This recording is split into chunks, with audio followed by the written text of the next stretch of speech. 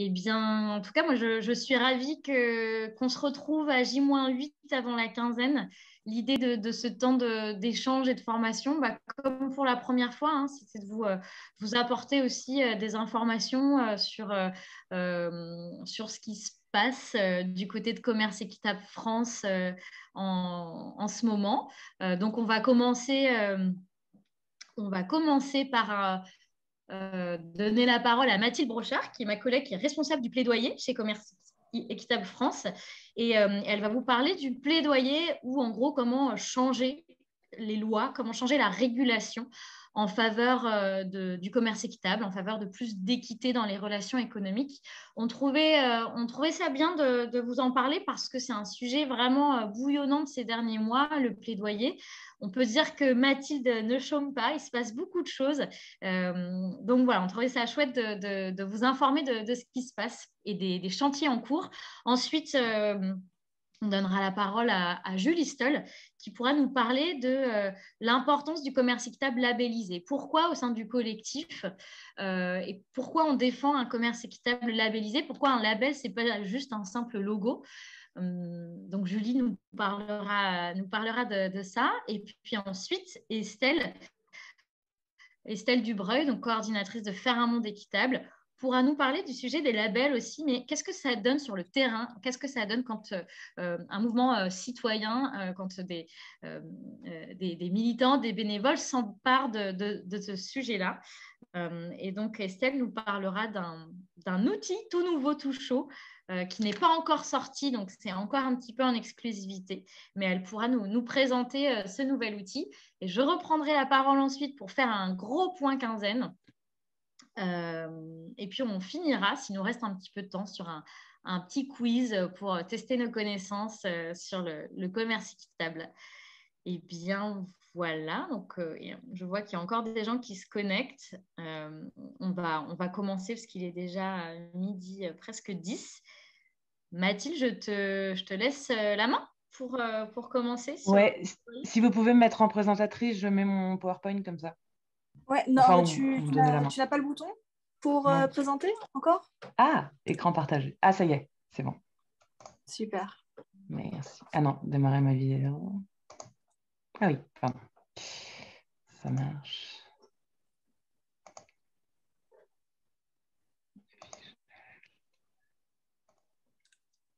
Alors, je passe en plein écran, donc je ne vois pas le chat. Donc, Anne, je te laisse me dire s'il y a Oui, des je choses à veille au dire. grain. Je fais la modératrice. Ça marche. Bon, ben, on y va alors. Et ben, bonjour à toutes et à tous. Et puis, merci beaucoup d'être avec nous aujourd'hui. Donc, comme l'a dit Anne, moi, je suis Mathilde Brochard. Donc, je suis responsable de plaidoyer et d'études chez Commerce Équitable France depuis presque 3 ans et demi maintenant. Et je suis très contente d'être parmi vous aujourd'hui à l'approche de cette 21e quinzaine du commerce équitable. La quinzaine, c'est vrai que c'est un moment important pour le collectif, un moment où on se sent notamment appartenir à un mouvement, où on sent qu'on est tous ensemble embarqués dans un changement qu'on essaye de produire, un changement de société, et qu'on est acteur de ce changement. Ça, c'est vraiment très important dans l'identité quand même du commerce équitable. Et le plaidoyer, ben, c'est un moyen d'action qui est central pour justement arriver à opérer ce changement de société qui est basé sur toutes les valeurs qu'on peut partager, hein, l'équité, la solidarité, l'inclusion autour du projet du commerce équitable. Et donc, on trouvait intéressant d'avoir effectivement un petit point de plaidoyer aussi pour vous aider à comprendre comment est-ce que le plaidoyer, il aide à construire des objectifs de changement politique qui permettent d'arriver à, in fine, un autre type de société, on espère. On y est doucement en chemin, mais c'est l'objectif aussi, la vision qu'on porte tous. Et donc, voilà, je vais avoir une petite demi-heure on va avoir un petit temps d'échange et de questions, mais on s'était effectivement dit avec Anne que c'était intéressant de pouvoir à la fois vous présenter un petit panorama des chantiers de plaidoyer en cours, parce que c'est finalement aussi ce à quoi vous participez en étant militant du commerce équitable. Vous permettez aussi de faire clairement avancer ces transformations. Et puis, du coup, c'était sympa aussi, on s'était dit de vous donner des petits tips sur qu'est-ce que le plaidoyer et comment on en fait chez Commerce Équitable France, ce qui permet du coup de comprendre mieux aussi ensuite les chantiers en tant que tels. Voilà, donc je voulais démarrer avec un petit rappel de la définition, on va dire, de la Charte internationale du commerce équitable, donc qui est quand même la vision globale du commerce équitable qui est portée par les deux grandes familles historiques du mouvement, donc Fairtrade et puis WFTO. Juste pour vous remontrer bien que le plaidoyer, c'est vraiment au cœur de la définition du commerce équitable. Vous le voyez en jaune à l'écran. On dit bien que les organisations de commerce équitable soutenues par les consommateurs et puis du coup les militants s'engagent activement à soutenir les producteurs, à sensibiliser l'opinion et à mener campagne en faveur de changements dans les règles et pratiques du commerce international conventionnel. Voilà, donc ce changement des règles du jeu, on va dire, c'est clairement l'objectif du plaidoyer. Voilà, donc une fois qu'on a dit ça, le plaidoyer, c'est pas facile de bien comprendre ce que c'est toujours, même dans le secteur associatif où tout le monde entend parler de plaidoyer en tant que mode d'action, on ne sait pas toujours finalement comment le définir et ce que c'est. Donc je trouvais important de pouvoir repartir d'une définition que je trouve pas mal faite pour vous redonner un peu aussi des billes et comprendre après du coup comment on construit en fait nos campagnes de plaidoyer. Donc voilà, donc le plaidoyer, ça c'est une définition qui vient de 6PM, c'est un collectif de consultants qui est spécialisé dans le renforcement du plaidoyer associatif et de la concertation entre la société civile et les pouvoirs publics. Et donc, leur définition du plaidoyer, c'est la suivante. Le plaidoyer, c'est un mode d'intervention consistant à influencer les lieux de pouvoir et les personnes décisionnaires. Donc, en l'occurrence, ça peut être évidemment dans le cadre d'une campagne législative comme la loi climat en ce moment, des parlementaires, des sénateurs, des députés, qu'on va essayer d'influencer avec nos amendements, nos propositions.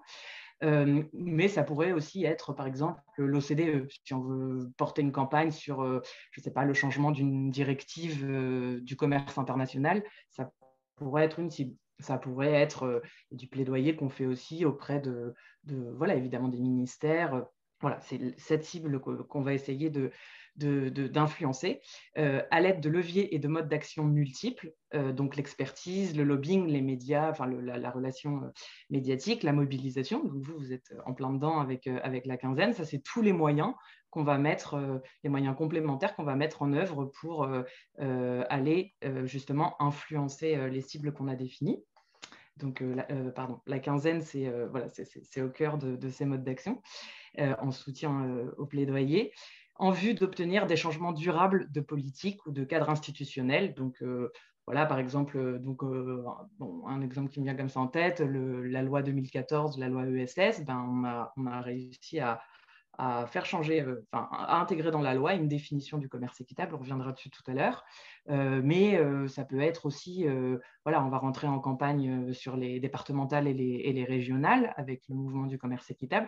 Voilà, on va essayer de porter des propositions auprès des candidats pour que, voilà, ils puissent intégrer des choses dans les achats publics de la région, des choses en lien avec le commerce équitable, et donc ça participe aussi, in fine, à avoir des changements dans les matrices un petit peu, oui, les matrices qui permettent d'accompagner justement le développement de nos objectifs. Et le but, in fine, bien sûr, c'est d'avoir un impact direct sur les conditions de vie des communautés et des populations défendues. Donc, en l'occurrence, dans le commerce équitable, bien sûr, c'est les artisanes, artisans, productrices, producteurs, et puis les agriculteurs aussi, maintenant, pour le commerce Origine France, faire en sorte qu'ils puissent, à minima, vivre dignement de leur travail.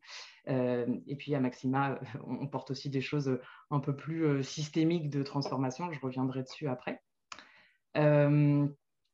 Donc voilà, donc, un peu pour finir sur qu'est-ce que le plaidoyer. Donc concrètement, à la base de tout travail de plaidoyer, de tout chantier, il y a évidemment savoir ce qu'on souhaite changer. Mais pour savoir ce qu'on souhaite changer, il faut déjà être capable d'avoir un constat, de faire un constat de quel est le problème. Et donc ça, c'est la base, je dirais, du point de départ de tout plaidoyer, pour ensuite réfléchir sur la base de ce constat à qu'est-ce qu'on veut changer et comment on va le changer, et qui peut nous aider à changer ça. Donc le constat globalement qu'on fait de manière générale, hein, les acteurs du commerce équitable, c'est qu'il y a aujourd'hui, on est dans une société où le commerce est très inéquitable. On assiste à une explosion des inégalités économiques. On est quand même dans un monde où, depuis plusieurs années, il y a 1% de la population planétaire qui détient autant que 99% du reste. Il y a un nouveau milliardaire tous les 2 jours dans le monde. Et c'est clair, enfin, voilà. Et en même temps, il y a toujours plus aussi de pauvreté. Et en parallèle de ça, il y a en plus, bien sûr, tous les enjeux liés au défi des dérèglements climatiques, qui viennent encore en plus accentuer cette explosion des inégalités économiques et sociales. Donc, on est en train d'assister vraiment à une espèce de cercle vicieux qui se met en place entre le défi climatique, l'explosion des inégalités, et l'un venant rétroalimenter aussi l'autre. Et donc, ce qu'il y a derrière tout ça, le constat qu'on fait, nous, acteurs aussi du commerce équitable, c'est aussi que ça contribue à créer vraiment des risques majeurs sur notre capacité en tant qu'être humain à vivre sur cette planète. Derrière ce qu'il y a quand il y a une explosion des inégalités économiques et sociales, c'est la violence qui explose aussi, la violence urbaine, le repli sur soi, la haine des autres. Ça pose des enjeux de sécurité alimentaire quand on parle spécifiquement du secteur agricole aussi, qui est impacté par les défis climatiques et les inégalités économiques, puisque si les producteurs ne peuvent plus vivre de leur travail, ils risquent d'abandonner la production. Et donc, s'il n'y a plus de producteurs pour produire la nourriture, on ne sait pas forcément ce qu'on mangera demain. Enfin voilà, le tableau est forcément un peu noir, mais l'avantage du commerce équitable et du plaidoyer, c'est qu'on va chercher à apporter des solutions, et voilà, on va être vraiment dans le concret de ce qu'on peut faire comme action pour transformer ça. Et donc, en l'occurrence, nous, ces solutions, elles sont liées à la possibilité et au fait qu'on croit sincèrement qu'on peut construire un autre type de modèle économique autour de citoyens comme vous et comme nous, et non seulement autour d'une espèce d'oligarchie.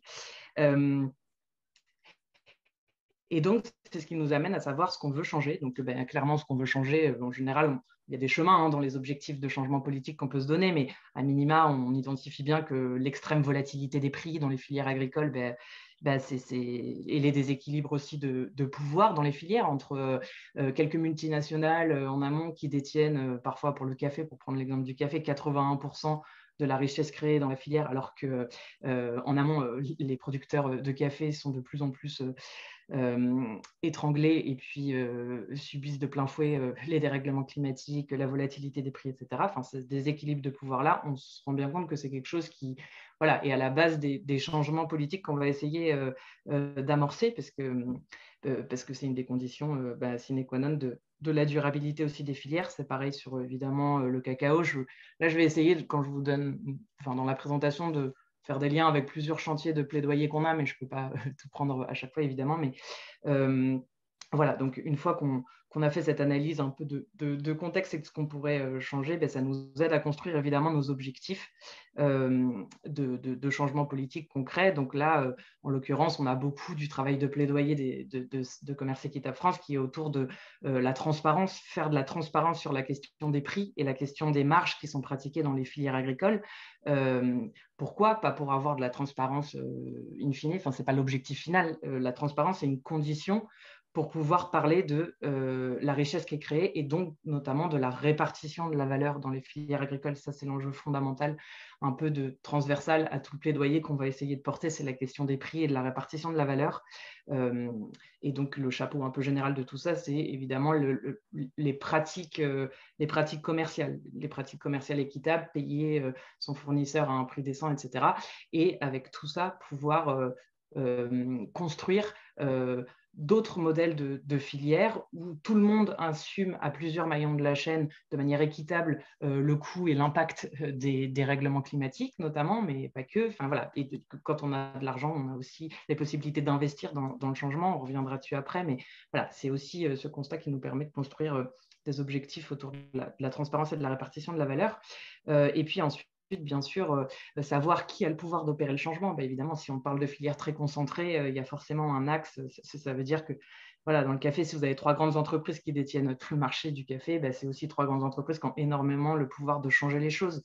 Donc, dans le plaidoyer, il y a aussi toute cette notion d'accompagner le changement de pratique des acteurs du secteur privé, puisque évidemment, on n'arrivera pas à transformer le commerce international sans embarquer avec nous aussi ceux qui le créent et ceux qui le pratiquent au quotidien.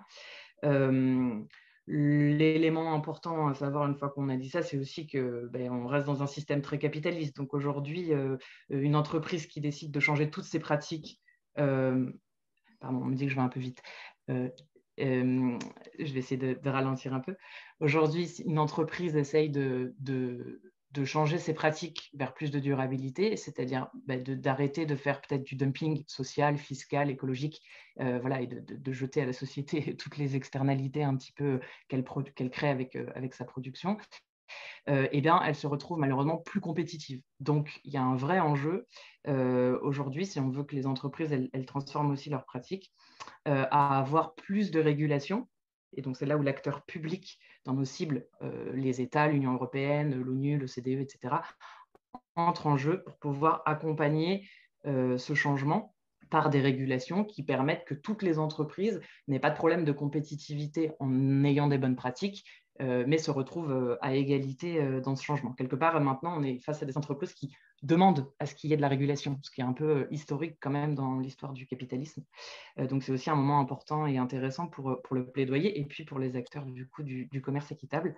Et enfin, le dernier élément, évidemment, c'est pouvoir ensuite développer des activités pour aller convaincre justement nos cibles. Je ne vais pas rentrer dans le détail, mais donc on fait bien du plaidoyer au niveau voilà, des collectivités territoriales, avec la campagne que vous connaissez bien, territoire de commerce équitable notamment, mais voilà, aussi à l'échelle française, à l'échelle européenne, et puis à l'échelle internationale.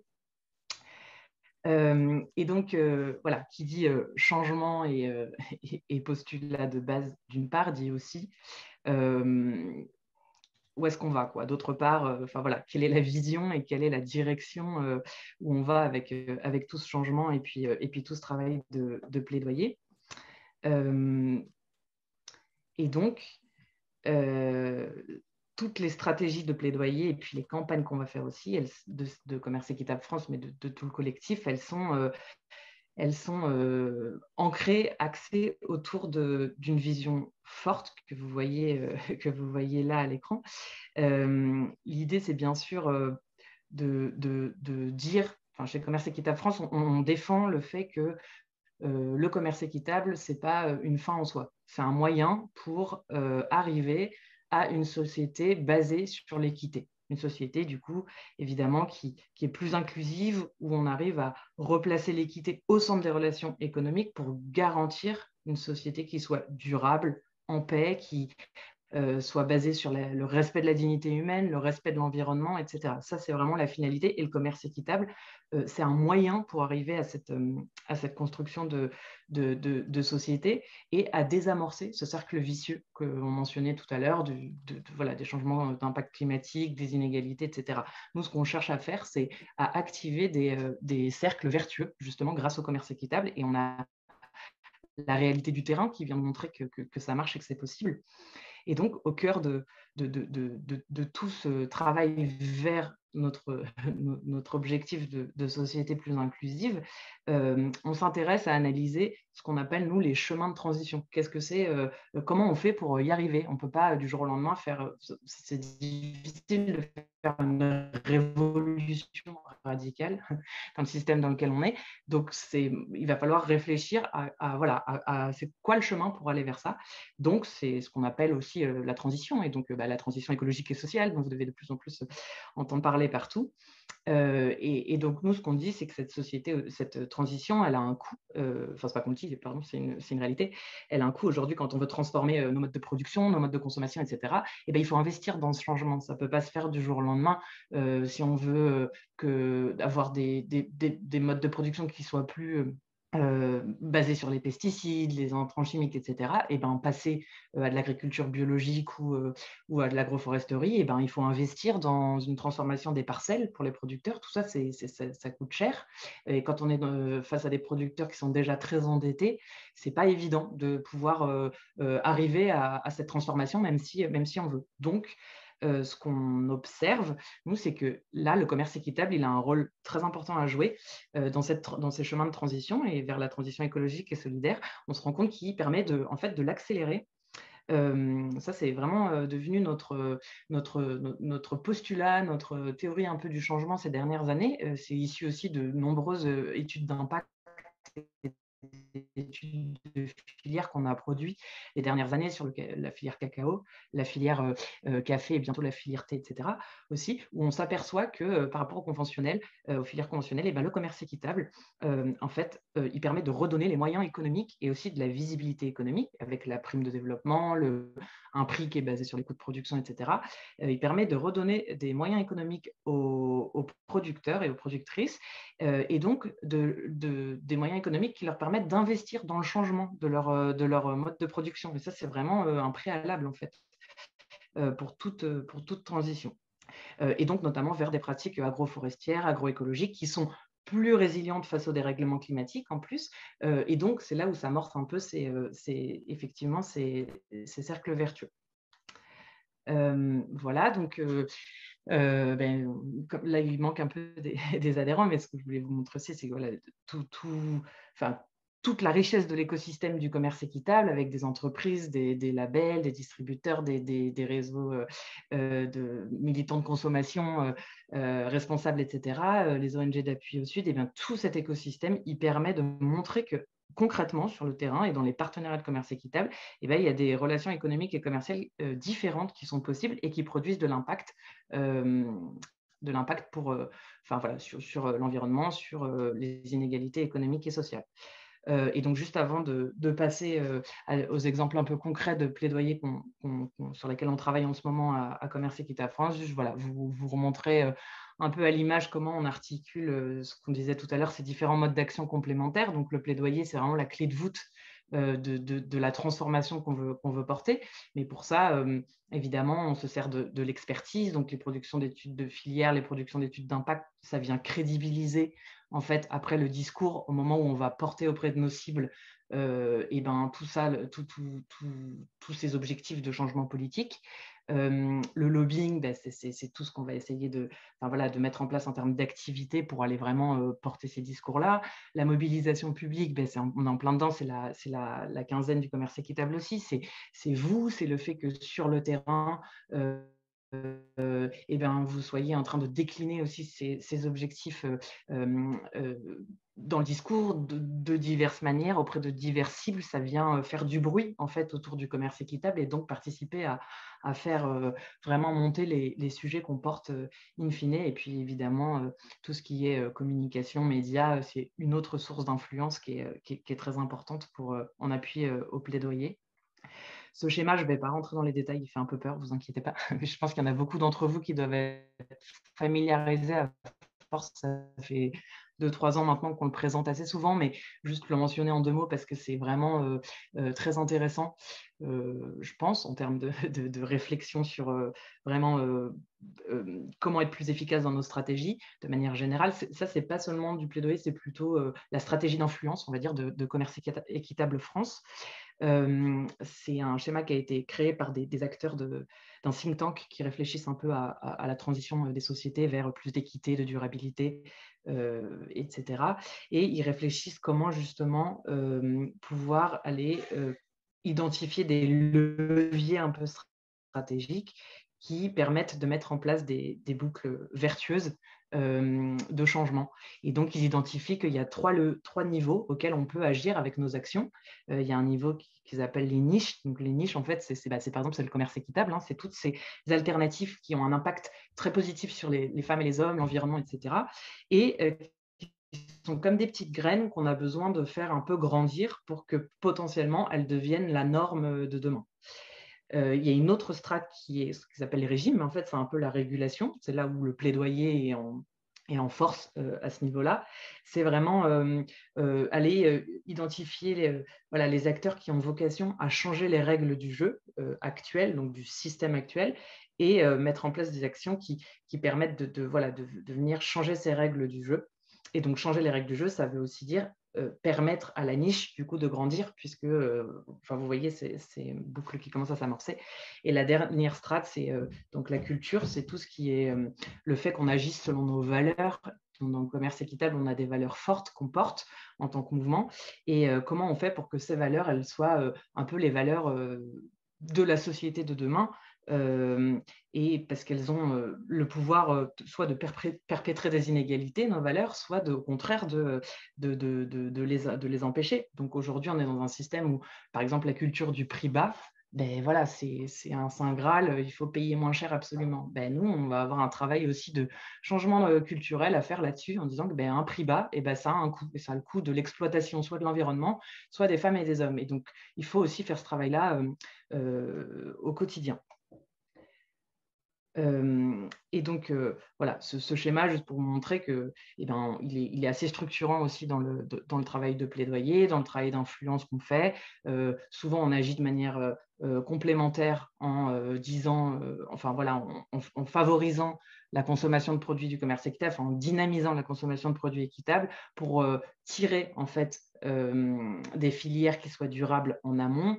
Et en parallèle, on essaye d'imaginer des modes de régulation qui permettent d'agir pour accompagner la transformation de ces entreprises. Et on a tout un volet à chaque fois dans nos enjeux de plaidoyer qui est sur favoriser des modes de production qui soient résilients, évidemment, face aux dérèglements climatiques, comme l'agroforesterie et l'agroécologie. Voilà, ma dernière slide avant de rentrer un peu dans le débat, dans les sujets de fond. Qu'on porte. Chez Commerce Équitable France, on a trois manières de faire du plaidoyer. C'est important de le rappeler. On a donc tout ce qui est faire un plaidoyer pour plus de commerce équitable dans les politiques publiques. Donc là, c'est vraiment tout ce qu'on va faire pour construire un cadre institutionnel qui soit favorable au développement du secteur, pour qu'on ait plus de commerce équitable concrètement en termes de produits, en termes de partenariat de commerce équitable, etc. Donc là, par rapport au schéma qu'on montrait tout à l'heure, c'est typiquement développer la niche de commerce équitable pour en faire une alternative qui soit puissante pour agir sur le reste des enjeux. Donc typiquement, là, quand on fait une campagne législative pour intégrer, je vais revenir dessus après, pour intégrer du commerce équitable dans un article de loi, etc. Et souvent, c'est des choses qui vont permettre à terme de développer le commerce équitable encore plus, puisque ce sera des textes qui sont encadrés, qui viennent aussi rassurer les pouvoirs publics sur le fait qu'il y a un cadre déjà institutionnel fort pour le secteur. Et on a une autre manière de faire du plaidoyer, c'est vraiment plus d'équité dans les politiques publiques. Donc là, c'est à l'inverse, utiliser les outils du commerce équitable et les principes pour venir construire d'autres formes de régulation ou agir sur des enjeux plus larges sur la base du fait qu'on sait que le commerce équitable marche et peut avoir une influence. Par exemple, quand vous dites, quand on se dit on voudrait un autre type de commerce international, qu'est-ce que c'est en fait l'équité dans le commerce international? Et là, c'est intéressant parce que dans le commerce équitable, on va servir des outils très concrets, déjà à minima, avoir des prix qui sont basés sur des coûts de production réels, avoir des choses comme ça, des contrats dans la durée entre les fournisseurs et les acheteurs, ça redonne de la visibilité économique. Là, on est en train de construire autre chose. Et on a donc évidemment des chantiers de plaidoyer qui répondent à ces deux ambitions, ces deux axes de travail qui sont un peu à cheval entre les deux, qui permettent à la fois de développer le secteur et à la fois d'amener plus d'équité dans les relations commerciales.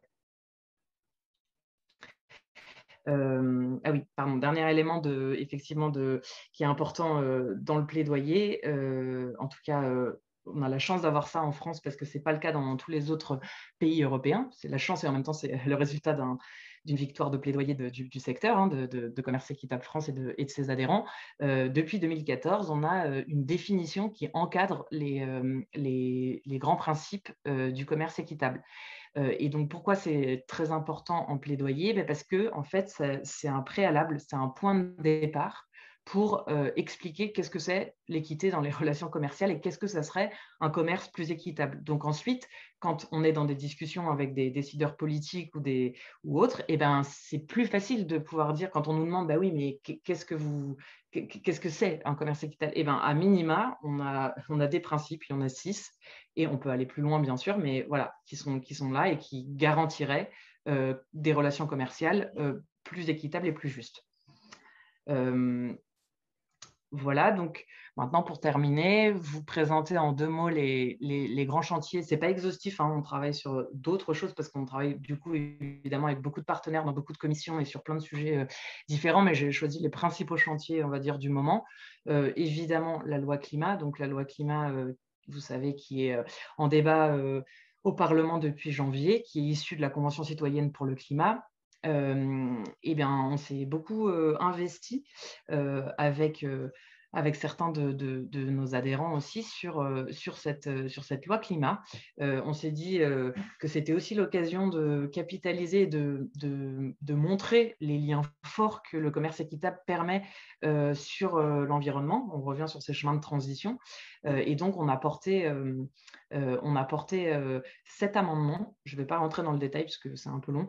Mais notamment, donc il y a 7 amendements et puis il y a un article de loi qu'on a réussi à faire rentrer directement dans le texte, qui vise vraiment à renforcer la définition que je viens de vous présenter du commerce équitable en rendant obligatoire le recours à un label quand on se revendique du commerce équitable. Pourquoi c'est important? Parce que ça permet de déjouer un peu la concurrence déloyale auxquelles font face en fait les entreprises de commerce équitable depuis quelques années, avec toutes ces allégations sur les packaging, l'équitable, etc. Le consommateur est un peu perdu et il n'y a aucune garantie parfois que ce soit vraiment du commerce équitable derrière. Donc là, au moins, le fait d'avoir recours à un label, ça veut dire que voilà, les labels de commerce équitable, on sait qu'ils sont exigeants, on les reconnaît, ils existent, ils sont dans le guide international des labels qu'on a publié l'année dernière. Et on sait qu'il y aura un audit contrôlé par tierces personnes, etc. Donc, on est bien en train de sécuriser là un commerce équitable qui reste exigeant. Et enfin, cet article 66 vient aussi reconnaître l'agroécologie et la protection de la biodiversité comme étant partie intégrante du commerce équitable. Donc ça, c'est très important parce que ça va maintenant, dans la loi, on pourra se servir de ça pour être un acteur légitime des enjeux environnementaux. Jusqu'à aujourd'hui, on n'était pas du tout, on n'est encore pas identifié vraiment comme étant crédible. On est du commerce et on n'est pas forcément crédible pour parler climat, environnement, etc. Et donc ça va nous permettre aussi de changer dans notre rapport d'influence. Il y a aussi des amendements qui viennent de passer là pour intégrer les produits du commerce équitable dans la restauration collective, dans la liste des produits durables. Donc ça, c'est un levier pour développer les volumes aussi, les filières de commerce équitable. Voilà, et puis enfin, un argument sur la reconnaissance publique des labels de commerce équitable, c'est un peu technique, je ne vais pas rentrer dans le sujet, mais ça pour vous dire que là, le texte de loi, il vient de partir de l'Assemblée nationale, il va rentrer au Sénat le mois prochain, début juin, et donc on va essayer de faire en sorte que ces acquis qu'on vient d'avoir, bien gagnés dans l'Assemblée nationale, se perdurent dans le texte du Sénat. On aura besoin de vous aussi sûrement pour vous mobiliser à nos côtés voilà, sur les réseaux sociaux, sur des campagnes Twitter aussi qui permettent d'interpeller les sénateurs, etc. Donc ça, c'est un des chantiers qui, à terme, du coup, amènera probablement une évolution de la définition légale du commerce équitable. C'est important pour vous aussi, plutôt en octobre, du coup, à l'issue du projet de loi. On a un autre gros chantier en préparation qui sont donc les élections régionales et départementales. On est en train de produire en ce moment un document de plaidoyer qui vous sera partagé avec 5 axes sur lesquels les régions, selon leurs compétences, parce que les régions ont chacune des compétences sur lesquelles elles peuvent faire des choses qui ne sont pas les mêmes compétences que les départements ou au niveau national, etc. Eh bien, l'idée, c'est de pouvoir leur montrer comment le commerce équitable peut venir les aider peut être un outil pour plus de développement durable sur leur territoire. Là, vraiment, on est en train d'essayer de faire atterrir la stratégie un peu d'ancrage territorial du collectif qu'on met en place depuis quelques mois. Voilà, donc il y aura des tables rondes en région, probablement, qu'on espère que vous pourrez aussi développer et provoquer. Probablement des choses sur les réseaux sociaux. On va revenir vers vous bientôt. On est en train de finaliser la mécanique un peu de campagne. Voilà. Un autre gros chantier du collectif, c'est aussi tout ce qui a trait à défendre une fiscalité écologique et sociale. Là, je dirais qu'on est dans la phase de construction d'expertise autour de ces sujets, puisqu'on n'est pas fiscaliste, mais a priori, ce sera plutôt un gros chantier de la rentrée de septembre en vue des présidentielles de 2022. C'est un sujet qui est en train de monter et on essaye de participer à le faire monter dans l'espace public. En 2 mots, pourquoi? Parce que ce qu'on voit aujourd'hui, c'est que les produits qui sont accessibles en termes de prix, notamment, et donc les entreprises qui sont favorisées aujourd'hui sur le marché, c'est des entreprises qui, justement, font du dumping social, écologique, enfin, qui ont plein d'impacts négatifs sur l'environnement et sur la société. Une entreprise comme celle du commerce équitable qui ont des bonnes pratiques, et ben, on leur demande de prouver leurs bonnes pratiques, d'avoir recours à un label, et puis de mettre en place des bonnes pratiques, ça coûte toujours plus cher. On paye mieux les gens, donc ça a un coût aussi. Et donc aujourd'hui, les entreprises qui ont des bonnes pratiques, et ben, elles doivent payer le coût de leurs bonnes pratiques, le coût de la garantie qu'elles apportent aux consommateurs de leurs bonnes pratiques avec le label, et puis le coût des audits, en fait, pour montrer qu'il y a vraiment ces bonnes pratiques sont cohérentes et sont mises en place. Et donc, ce qu'on dit, c'est que ça, ce n'est pas juste et c'est un vrai frein à la transition écologique. C'est un frein pour que les entreprises en fait, se lancent dans la transition écologique. Et c'est un frein aussi pour que les consommateurs aient accès enfin, qu'il y ait plus de consommateurs qui se mettent à mieux consommer et à changer leur mode de consommation, puisque ça se reflète sur les prix aussi finaux des produits. Donc voilà, tout ce travail-là, en 2 mots, c'est ce qu'on va essayer de décliner et de développer autour de propositions un peu concrètes pour les présidentielles de 2022. Et avant-dernier chantier, très gros aussi, là on est dans un grand processus au niveau français et au niveau européen, très en lien avec la filière cacao. La Commission européenne a lancé un grand dialogue multipartite avec des représentants du secteur privé, les gouvernements et puis les pays producteurs du Ghana et de la Côte d'Ivoire pour essayer vraiment de prendre à bras le corps les enjeux de durabilité des filières cacao, notamment au Ghana et en Côte d'Ivoire, qui sont dans des situations absolument catastrophiques. Et puis même aussi malheureusement pour les filières de commerce équitable, puisque c'est un tout.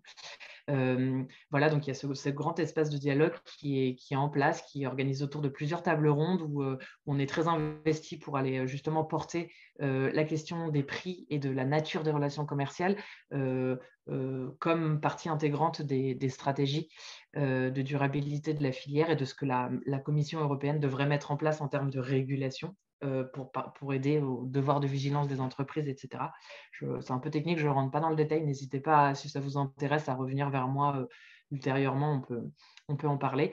Et ce chantier, il est très parallèlement lié aussi à tout ce que la France essaie de faire en ce moment sur la déforestation importée, qui est très aligné sur la stratégie européenne. L'Europe a pour objectif d'ici 2025, pardon, j'ai un trou, d'avoir zéro déforestation, enfin en gros de faire rentrer sur les marchés européens des produits qui sont issus de 0% de déforestation. Et donc, ça nécessite plein de choses voilà, comment concrètement on arrive à faire cette traçabilité, comment on garantit que ça ne se retourne pas contre les petits producteurs in fine à l'autre bout de la chaîne et qu'ils ne soient pas juste décertifiés ou virés des marchés européens, etc. Donc, il y a plein d'enjeux derrière qui nous font beaucoup écho. Et donc, on est très investi aussi sur ces chantiers-là. Et enfin, ça c'est du prévisionnel, mais voilà, je disais tout à l'heure, on va reproduire une grosse étude filière d'impact sur le thé cette année. Elle sera produite à l'automne normalement, on est en fin d'année, et donc ça donnera lieu à tout un autre travail de plaidoyer, toujours dans notre gros chantier de régulation des filières et puis de durabilité l'année prochaine. Et donc, il y aura probablement aussi du campaigning sur lequel vous pourrez vous investir là-dessus en appui au plaidoyer. Et bien sûr, pour finir, les élections présidentielles de 2022, on fera sûrement des choses en ce sens. Voilà, je m'arrête là. Désolée, je crois que j'ai été un peu longue. Et puis, bonne quinzaine à tous et merci beaucoup. Et si vous avez des questions, je suis là. Oui, on a pris un petit peu de retard, mais c'est aussi parce qu'on a commencé un petit peu en retard. Si vous avez des questions, on peut prendre 2-3 minutes pour y répondre. Alors, il y avait une question un petit peu plus haut, ou plutôt un commentaire voilà, d'une personne qui s'étonne pourquoi dans les moyens du plaidoyer, on place le lobbying, alors que c'est vrai que souvent dans les associations, on fait bien la distinction entre lobbying et plaidoyer. Est-ce que tu peux nous dire quelque chose là-dessus, Mathilde? Oui. Parce que là, c'est moi qui ai décidé de présenter les choses comme ça, mais parce que j'entends le plaidoyer dans quelque chose de plus large, c'est-à-dire vraiment sur presque de l'influence, on va dire. C'est plutôt comme une stratégie d'influence. Donc, pour différencier ce qu'on appelle être parfois justement le plaidoyer, c'est-à-dire vraiment les actions en lien direct avec les décideurs politiques, produire un document de positionnement politique, faire des rendez-vous avec des décideurs, etc. Du coup, ça, je l'ai caractérisé comme étant le lobbying, c'est-à-dire vraiment l'influence directe vers les décideurs.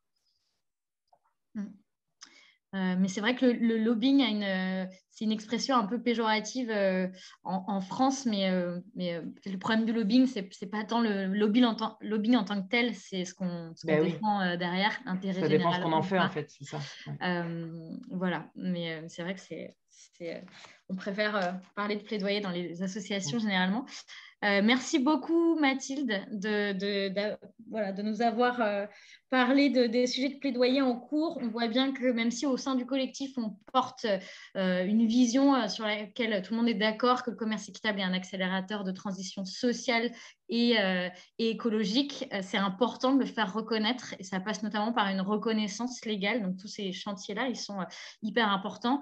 Et puis c'est aussi important de jouer sur des leviers qui sont un petit peu au-delà du commerce équitable, comme la fiscalité différenciée. Et sur ces terrains-là, on agit avec d'autres collectifs aussi, hein, parce que ça ne concerne pas forcément que les produits du commerce équitable. Voilà, en tout cas, merci pour ça, Mathilde. Je ne perds pas de temps. Alors, je vois qu'il y a une petite question. Est-ce que CEF intervient sur les accords de libre-échange?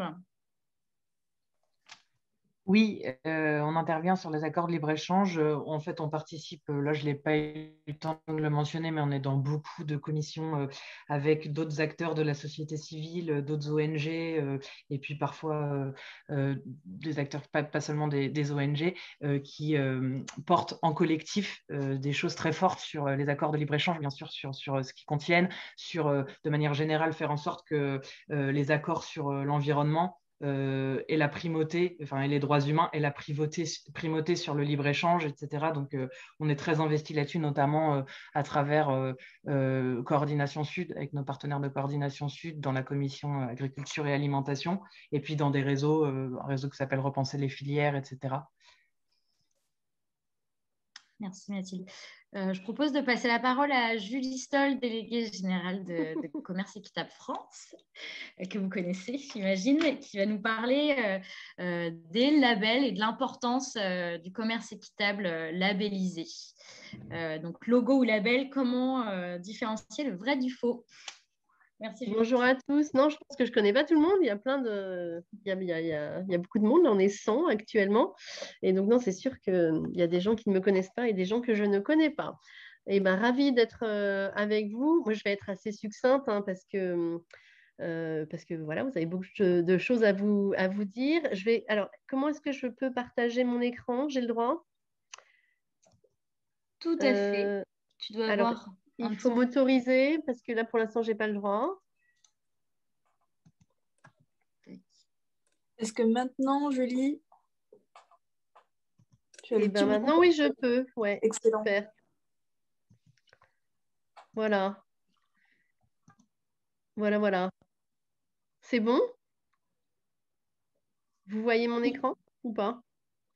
Ah non, on ne voit pas ton écran encore, pardon. Vous voyez pas mon écran? Comment ça se fait? Écran partagé.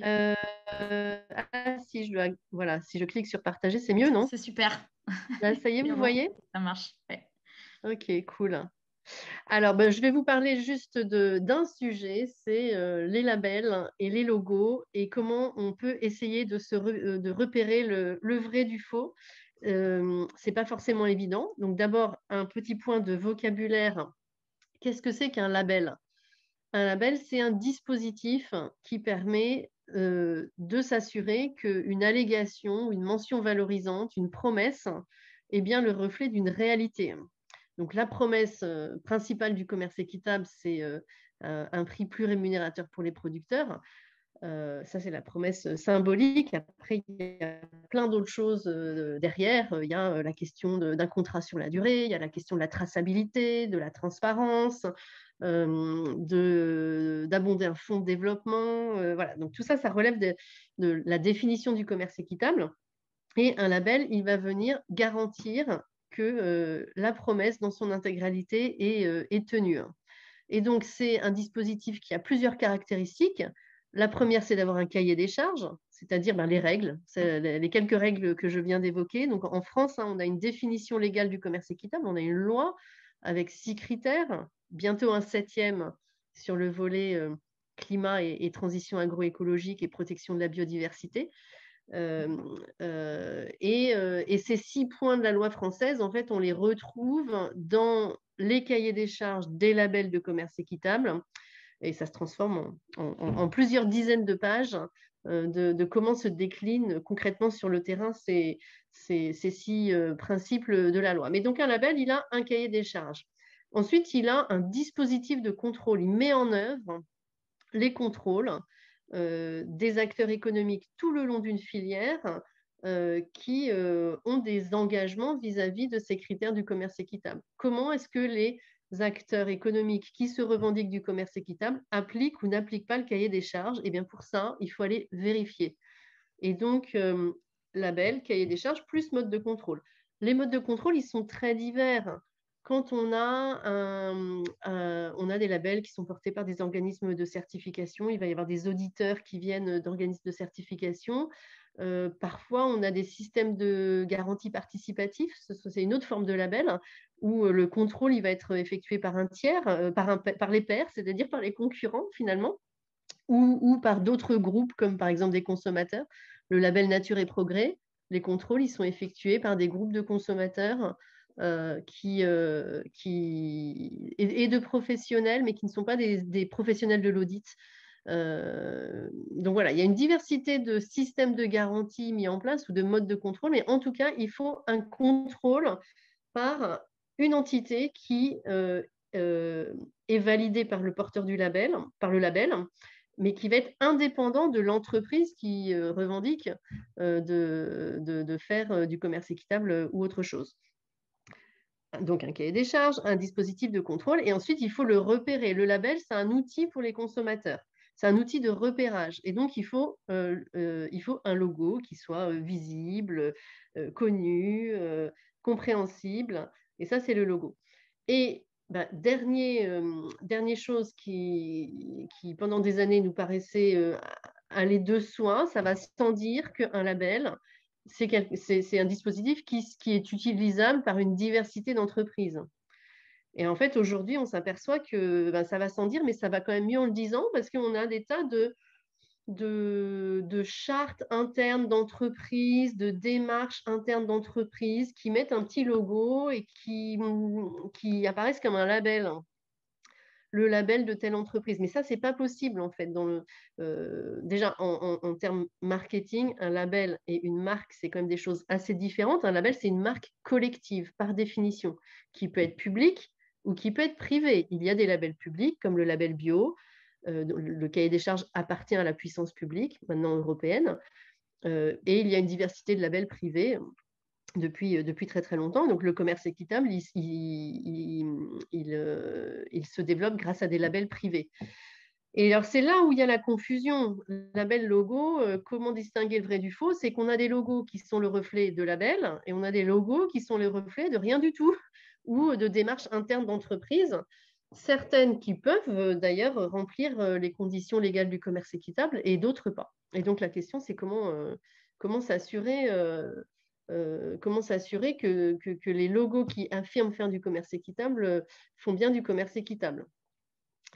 Donc, en France, on ne peut pas dire n'importe quoi à propos du commerce équitable. Donc, même quand on a un logo maison qui ne serait pas un label, derrière, on peut imaginer qu'il y a du commerce équitable. Et quand on a un doute, on peut saisir la répression des fraudes.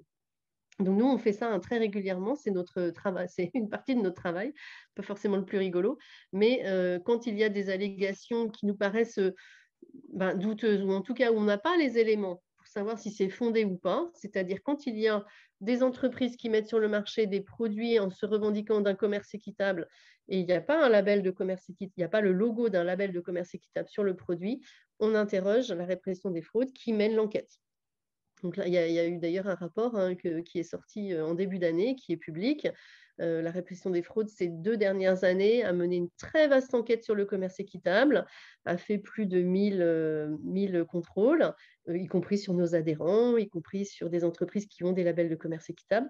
Et donc, parmi tous les contrôles réalisés, ils ont trouvé 8% de fraude. Et sur ces 8%, il y en a la moitié qui concernent des non-conformités, je dis des fraudes, ce n'est pas forcément des choses extraordinaires, mais donc une moitié qui n'a rien à voir avec le commerce équitable et une autre moitié qui était des non-conformités par rapport au commerce équitable. Donc ça veut dire que il faut quand même faire attention quand on dit des choses pour lesquelles il y a une définition légale derrière, on ne peut pas dire n'importe quoi. Et donc les labels de commerce équitable aujourd'hui présents sur le marché français,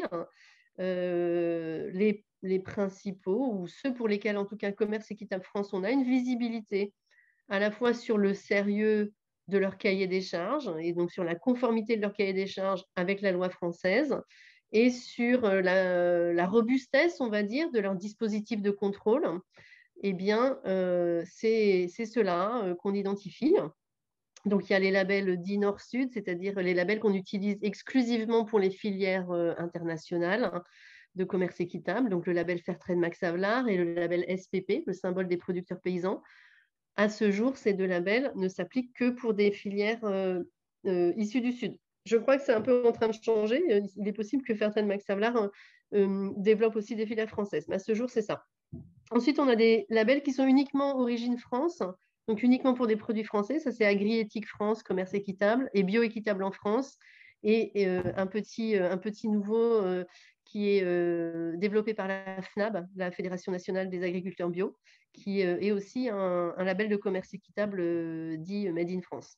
Et puis, on a les labels universels, c'est-à-dire on peut les trouver apposés sur des produits ou des services en ce qui concerne le tourisme, quelle que soit la provenance ou la géographie. Et donc ça, c'est le label porté par la TES, Tourisme équitable, le label Biopartenaire, le label Fair for Life porté par EcoCert et le label de la World Fair Trade Organization.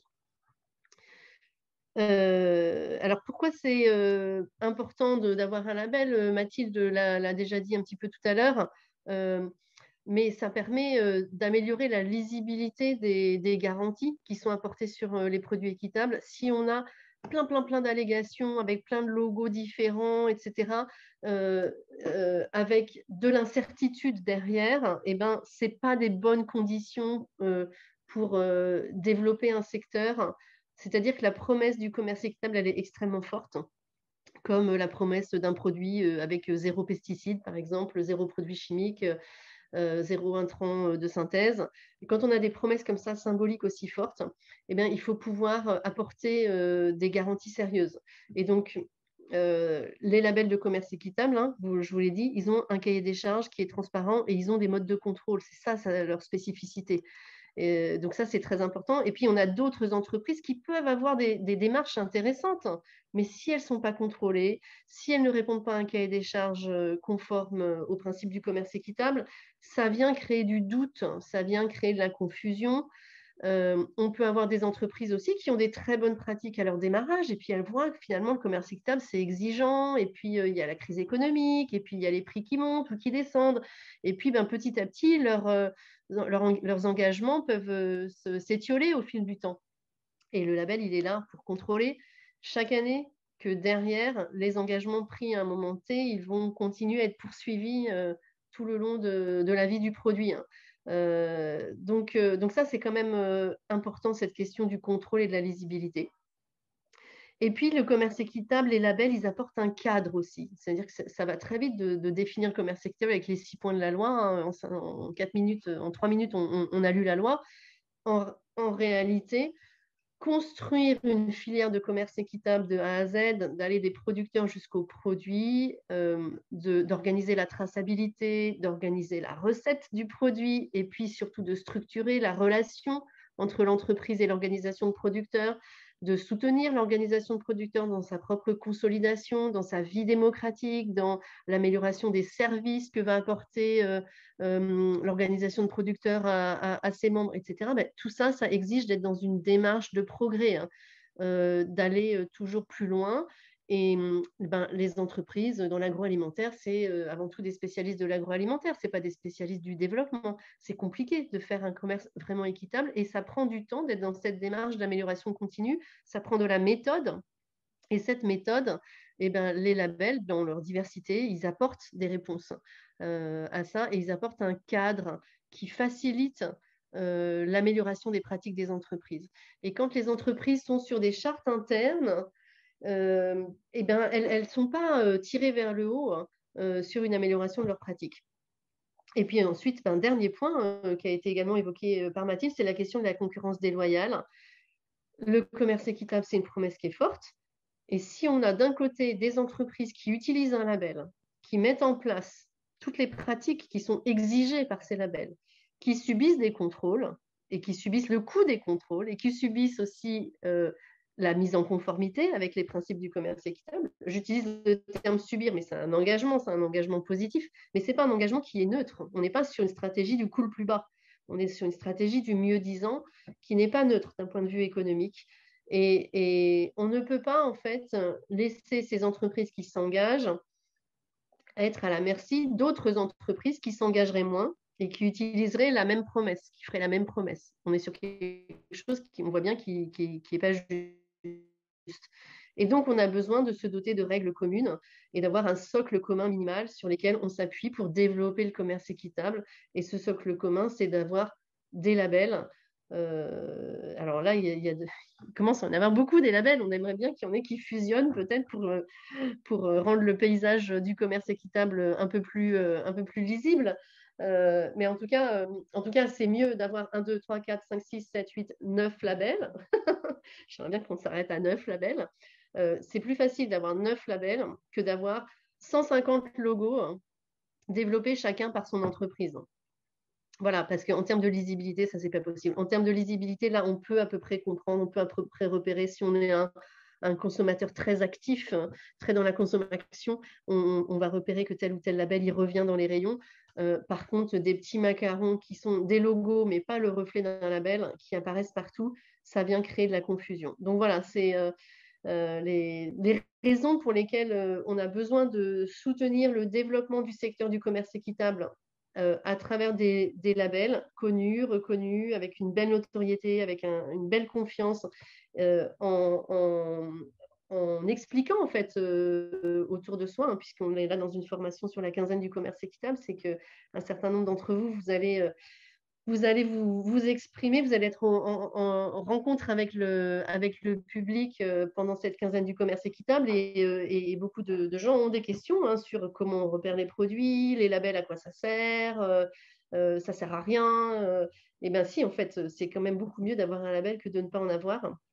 Et j'espère que ces 3 slides vous ont donné des outils pour pouvoir animer les discussions que vous pourrez avoir sur ce sujet.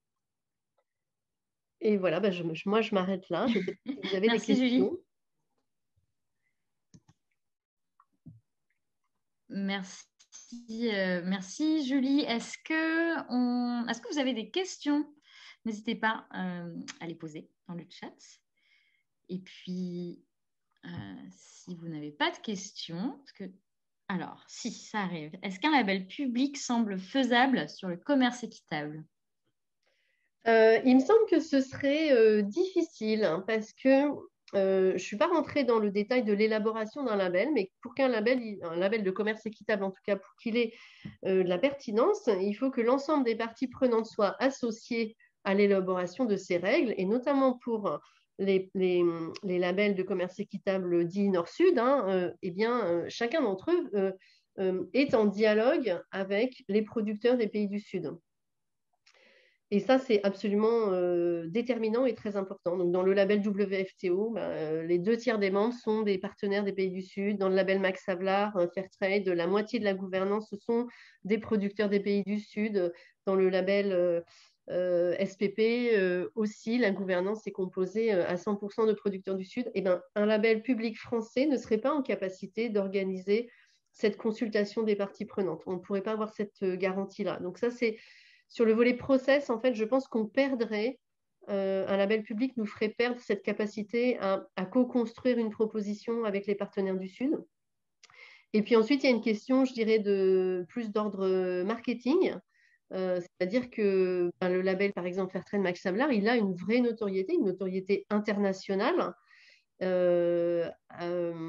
Qui s'est construite au fil du temps avec des gens à qui ça tient à cœur d'appartenir ou d'utiliser ou de travailler pour ce label. Et donc, le passer en puissance publique, probablement qu'on y perdrait. En fait, on voit qu'il y a une diversité dans les labels, une biodiversité des labels où le socle commun, il est très clair, mais chacun a ses spécificités. Il y en a qui sont 100% bio, il y en a qui ne le sont pas. Il y en a qui ont des périmètres géographiques différents, il y en a qui s'adressent uniquement aux coopératives de petits producteurs et il y en a qui élargissent aussi le label à d'autres modes de production. Donc voilà, un label public en fait aurait du mal à rendre compte de cette biodiversité. Donc c'est pas à l'ordre du jour, c'est pas une demande des pouvoirs publics, c'est pas vraiment une demande des consommateurs, c'est pas une demande des acteurs du secteur. Par contre, là où on s'achemine avec la loi climat, c'est l'obligation d'avoir un label. Et donc, pour la puissance publique, l'obligation de son côté d'avoir un dispositif de reconnaissance des labels du commerce équitable, lesquels sont les vrais, lesquels sont les faux. Et, ce sera déjà un pas très important vers une forme peut-être de lisibilité. Mais on ne s'achemine pas vers un seul label public. Autre question, avons-nous des exemples de pays voisins n'ayant pas de définition reconnue du commerce équitable? Oui, il y a à peu près 199 pays dans le monde qui n'ont pas de définition publique reconnue de commerce équitable. Je crois qu'on est les seuls, en fait, en France, à avoir une définition légale du commerce équitable. Il y a quelques tentatives en Italie, il y en a eu en Belgique qui se sont arrêtées en cours de route. Il y a des choses aussi au Brésil, en Équateur, mais on n'est pas dans le champ de la définition légale du commerce équitable. On est les premiers. Alors, autre question, j'enchaîne Julie, parce qu'il y en a plusieurs, donc c'est bien, ça veut dire que le sujet intéresse et c'est très bien. Donc, autre question, quel label de commerce équitable, en dehors des labels bio et équitable, prévoit précisément des mesures en lien avec la transition écologique, avec objectifs clairs, etc. Tous. En fait, ils ont tout, d'autant que là, ça va être inscrit également dans la loi climat. La loi climat, elle entérine le fait que ce soit obligatoire d'avoir un label, mais aussi que le commerce équitable est bien au service d'une transition agroécologique, ce qui est quand même aussi une manière de reconnaître qu'on ne peut pas atteindre des objectifs de justice sociale si on ne prend pas en compte aussi cette question environnementale. Et donc, tous les labels prévoient, alors de manière différente en fait, il faut concevoir le commerce équitable comme un outil de changement et d'investissement dans le changement et pas seulement comme un outil qui met la barre très haut sur les exigences environnementales. Donc, on a des labels qui sont bioéquitables et on a des labels qui ne sont pas bioéquitables mais qui ont systématiquement déjà des lignes en dessous desquelles on ne peut pas descendre, c'est-à-dire des listes de pesticides qui sont interdits, une liste de pratiques qui sont interdites, mais aussi des incitations, y compris économiques, à aller vers le bio ou à mettre en place un certain nombre de pratiques d'amélioration des pratiques environnementales. Alors, autre question, est-ce qu'un commerce équitable labellisé pourrait permettre de ne plus avoir des labels à l'initiative des marques qui se contrôlent elles-mêmes?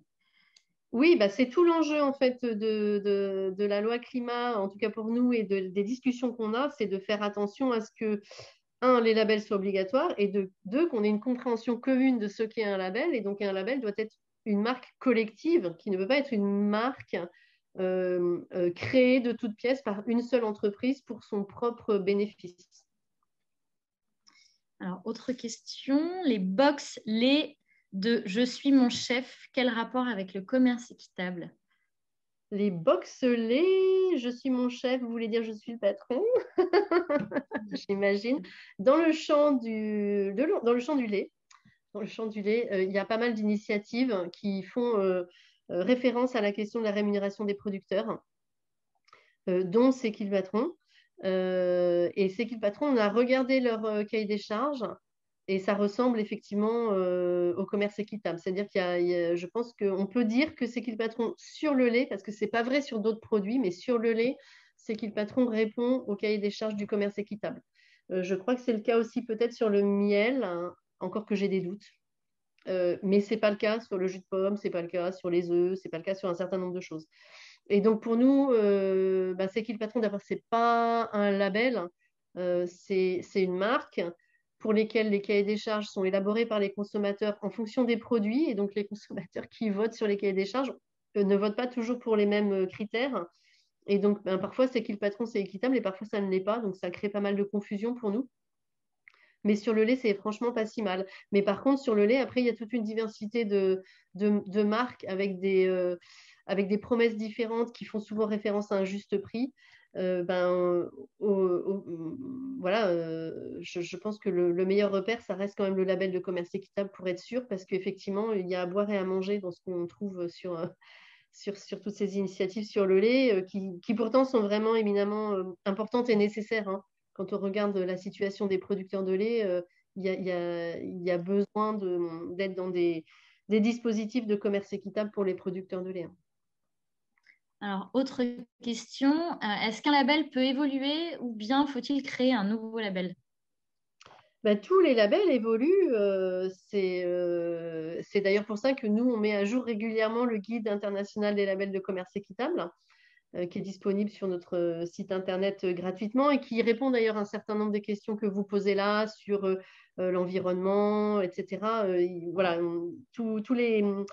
on fait une analyse comparée des cahiers des charges, et on note, on met des étoiles, on met des commentaires, et on partage aussi cette analyse. On la co-construit avec nos partenaires américains, nos partenaires allemands et nos partenaires du Canada. Donc, c'est voilà, des regards croisés aussi avec les chercheurs. Donc, c'est vraiment un document de référence important, et on s'aperçoit effectivement, si on s'amuse à lire le guide des labels et en plus à le comparer à ses éditions précédentes, que tous les labels évoluent dans des sens parfois différents. Mais oui, ce sont des organisations vivantes. Et on nous demande aussi, alors, quid des labels pour les produits locaux et en circuit court? Alors, je ne comprends pas la question en fait. Aujourd'hui, on a du commerce équitable made in France, origine France, donc qui s'appuie sur la même définition du commerce équitable, hein, que pour les produits Nord-Sud, mais qui s'applique sur un périmètre géographique différent. Et donc, on peut tout à fait construire des filières de commerce équitable qui sont très locales, avec des circuits qui sont très raccourcis. Par contre, par exemple, de la vente directe, de la ferme au consommateur, c'est un circuit court. On peut imaginer que comme le producteur ou la productrice fixe directement son prix, et que le rapport de force il est relativement équilibré entre un producteur et un consommateur en direct, il y a une forme d'équité dans la relation économique. Mais par contre, on ne coche pas toutes les cases du commerce équitable, puisque c'est pas parce qu'on va acheter un fromage dans une ferme que on a un engagement sur la durée, par exemple pluriannuel, etc., etc. Donc, circuit court et produits locaux, c'est pas forcément synonyme de commerce équitable, ni même d'investissement dans la transition agroécologique, hein. Sinon, tous les producteurs français sont voisins de quelqu'un ou quelqu'une, et par contre, ils ne sont pas tous engagés dans une transition agroécologique, et ils ne bénéficient pas tous de prix rémunérateurs. Donc, voilà, local et circuit court, il y a des convergences en fait, hein, dans ce que recherchent ces dynamiques-là avec le commerce équitable, mais ce n'est pas synonyme. Merci. Je pense qu'on va s'arrêter là pour pas prendre trop de retard. Il y avait peut-être d'autres questions. On essaiera d'y répondre par ailleurs si ça ne vous dérange pas. Oui, alors il y a Jean-Luc qui demande que représente le commerce équitable en France et dans le monde. Alors en France, je ne peux pas vous le dire parce que c'est sous embargo jusqu'à jeudi prochain. On vient juste de terminer de compiler les données économiques du secteur et elles sont plutôt bonnes. Je pense qu'on est à peu près le 4e ou 5e marché mondial de commerce équitable. Super. Merci beaucoup, Julie. En tout Merci cas, à vous, bonne formation. Et puis, bien sûr, n'hésitez pas à nous... Voilà, si vous avez des questions auxquelles on n'a pas eu le temps de répondre, on y répondra avec plaisir ultérieurement. Alors, quand aura lieu la prochaine mise à jour du guide international des labels de commerce équitable On vient juste de le mettre à jour. Donc... non, par contre, on va sortir dans quelques mois une version amendée pour les labels Origine France, qui avait une toute petite partie dans le guide international, puisque c'est un guide qu'on produit avec des partenaires internationaux et que les Américains et les Allemands n'ont pas grand-chose à faire des labels français de commerce équitable. Donc, on va sortir un outil sur les labels français. Merci, Julie. Merci à vous. Je vais donner la parole maintenant à Estelle qui va nous parler du coup des labels aussi, mais sous un angle un petit peu différent. Comment ça se passe sur le terrain quand on essaye d'embarquer plus largement des citoyens et des consommateurs sur cette question? Comment on essaie de les orienter dans leur choix de consommation? Estelle, est-ce que tu es parmi nous?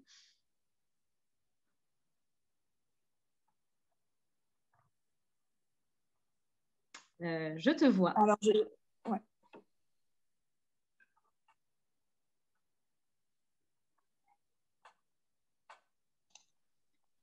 Du coup, on va peut-être essayer d'accélérer un petit peu pour qu'on ait quand même le temps. Effectivement, je vois dans le chat qu'on ait quand même le temps de présenter la quinzaine, mais je ferai en sorte qu'on aille au bout et qu'on respecte le timing. Ne vous inquiétez pas, je parlerai peut-être un peu vite. Merci Estelle. Bonjour à tous et à toutes. J'espère que vous m'entendez bien. Merci de l'invitation. Alors, vous nous connaissez chez Faire un monde équitable. On est un mouvement de consommateurs et de consommatrices. Et si j'interviens aujourd'hui, c'est pour vous présenter notre petit dernier. Alors, je ne sais pas si vous le voyez bien, je vais vous le présenter après. Voilà, la boussole des labels que l'on vient de sortir et qui a forcément du lien avec ce que disait Julie à l'instant. Il est très beau et il paraît à la quinzaine du commerce équitable, cet outil-là. On vient de donc on avait déjà fait paraître, je ne sais pas si vous vous souvenez tous, la jungle des labels en 2015. Et comme le guide international des labels équitables a été réactualisé, on s'est dit que ça valait le coup aussi de réactualiser le nôtre. Alors, il ne s'appelle plus la jungle, pour ne plus rester dans cette idée reçue qu'on ne peut pas s'y retrouver. C'est possible. Donc, nous, on a créé la boussole pour pouvoir s'orienter au sein de tous les labels et logos qui fleurissent dans nos rayons. Donc, cet outil-là, il est sous embargo jusqu'à la quinzaine du commerce équitable. Il paraîtra probablement vers le 15 mai. Donc, vous pourrez l'avoir à ce moment-là. Vous pouvez d'ores et déjà le commander sur notre site ou directement auprès de Faire un monde équitable. Et puis, je vais vous le présenter en quelques mots. Donc, cet outil-là, on l'a créé donc, avec Bioconsomacteur et ActionAid, anciennement Peuple Solidaire pour ceux un peu plus anciens. Et donc, cet outil, il a pour nous un objectif assez important, c'est justement donc, de se repérer au milieu de nos rayons. Puisque nous, en tant que mouvement de consommateurs, que ce soit Bioconsomacteur ou nous-mêmes, chez Faire, évidemment, le contexte d'évolution ou d'incitation à la RSE, à la consommation responsable, on trouve que c'est super, mais sans contrôle, on constate, c'est ce que disait Julie, que cela encourage le greenwashing, le fairwashing, et que ça fait mal aux yeux quand on est consommateur et qu'on se balade dans les rayons, et qu'on se retrouve face à toutes ces allégations et sous tous ces logos. Et donc, ce que ça suscite, chez le consommateur en général, c'est soit du déni, de la fuite, et puis des fois d'être complètement perdu.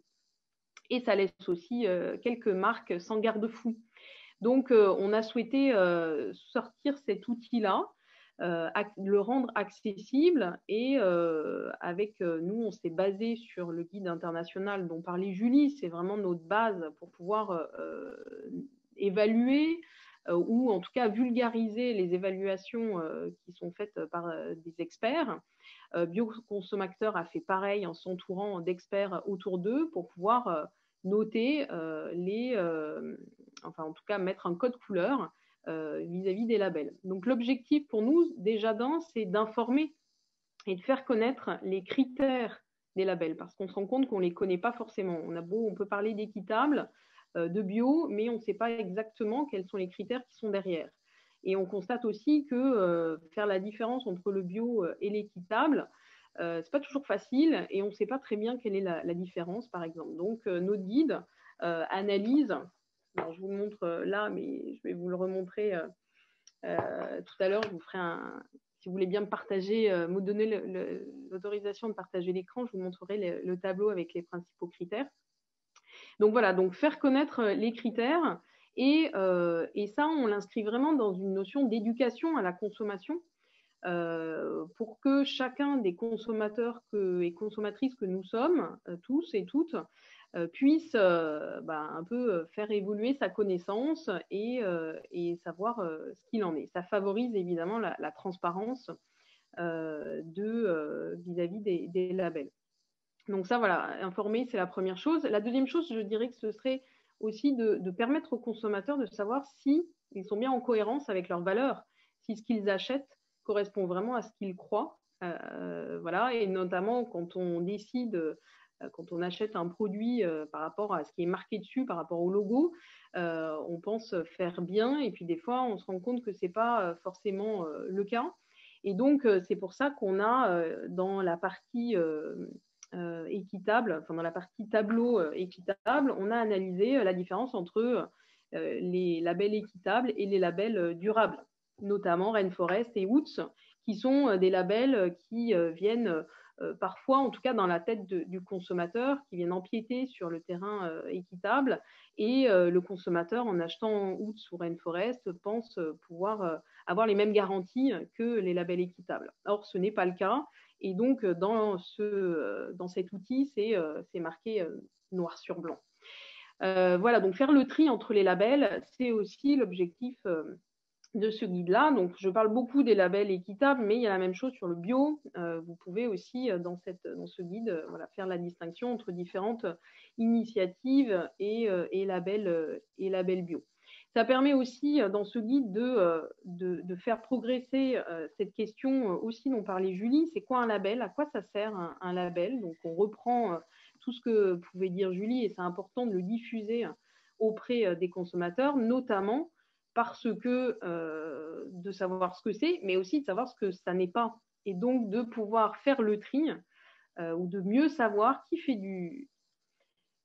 alors je vais le tenter, mais qui fait du green ou du fairwashing, et notamment vis-à-vis des logos des marques qui s'auto-certifient et qui font apparaître leur logo RSE sur leurs produits, et qui participent de façon volontaire, pensons-nous, à semer le trouble dans la tête des consommateurs, et à bénéficier finalement de ce que les acteurs qui font bien, et de bénéficier en fait de toute cette image positive que cela entraîne.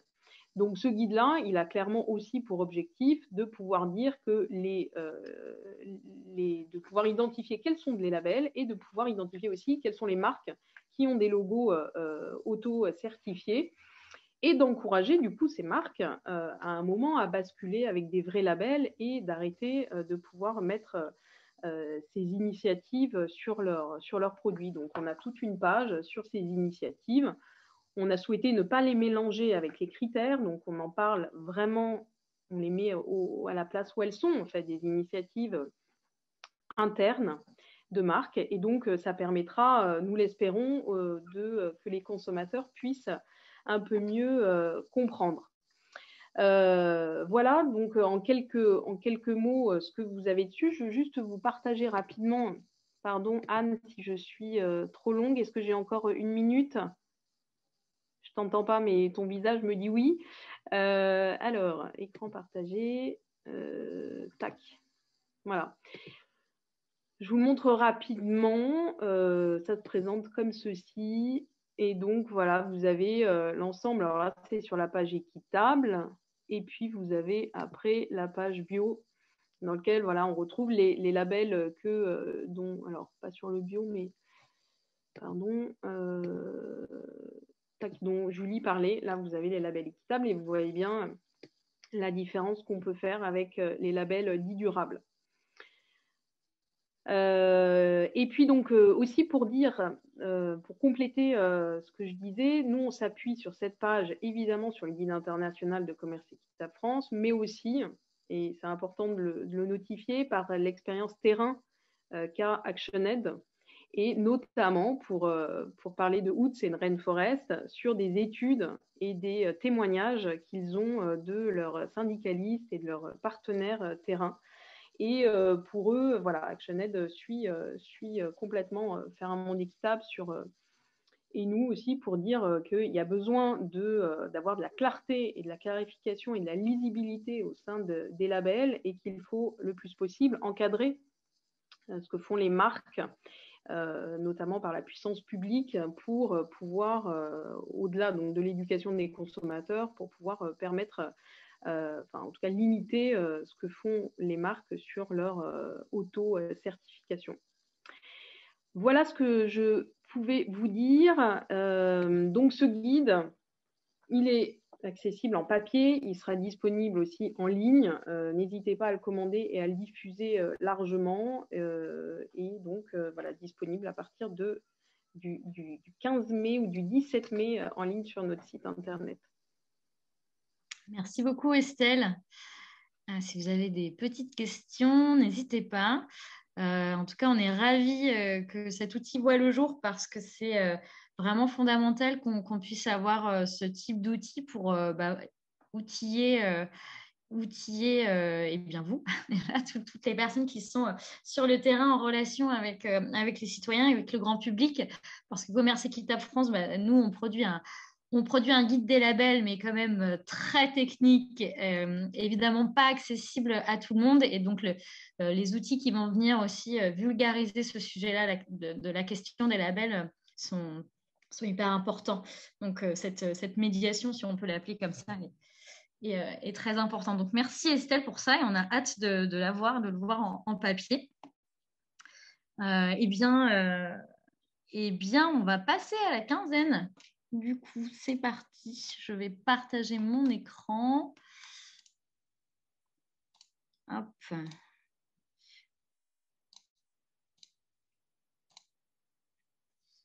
Alors.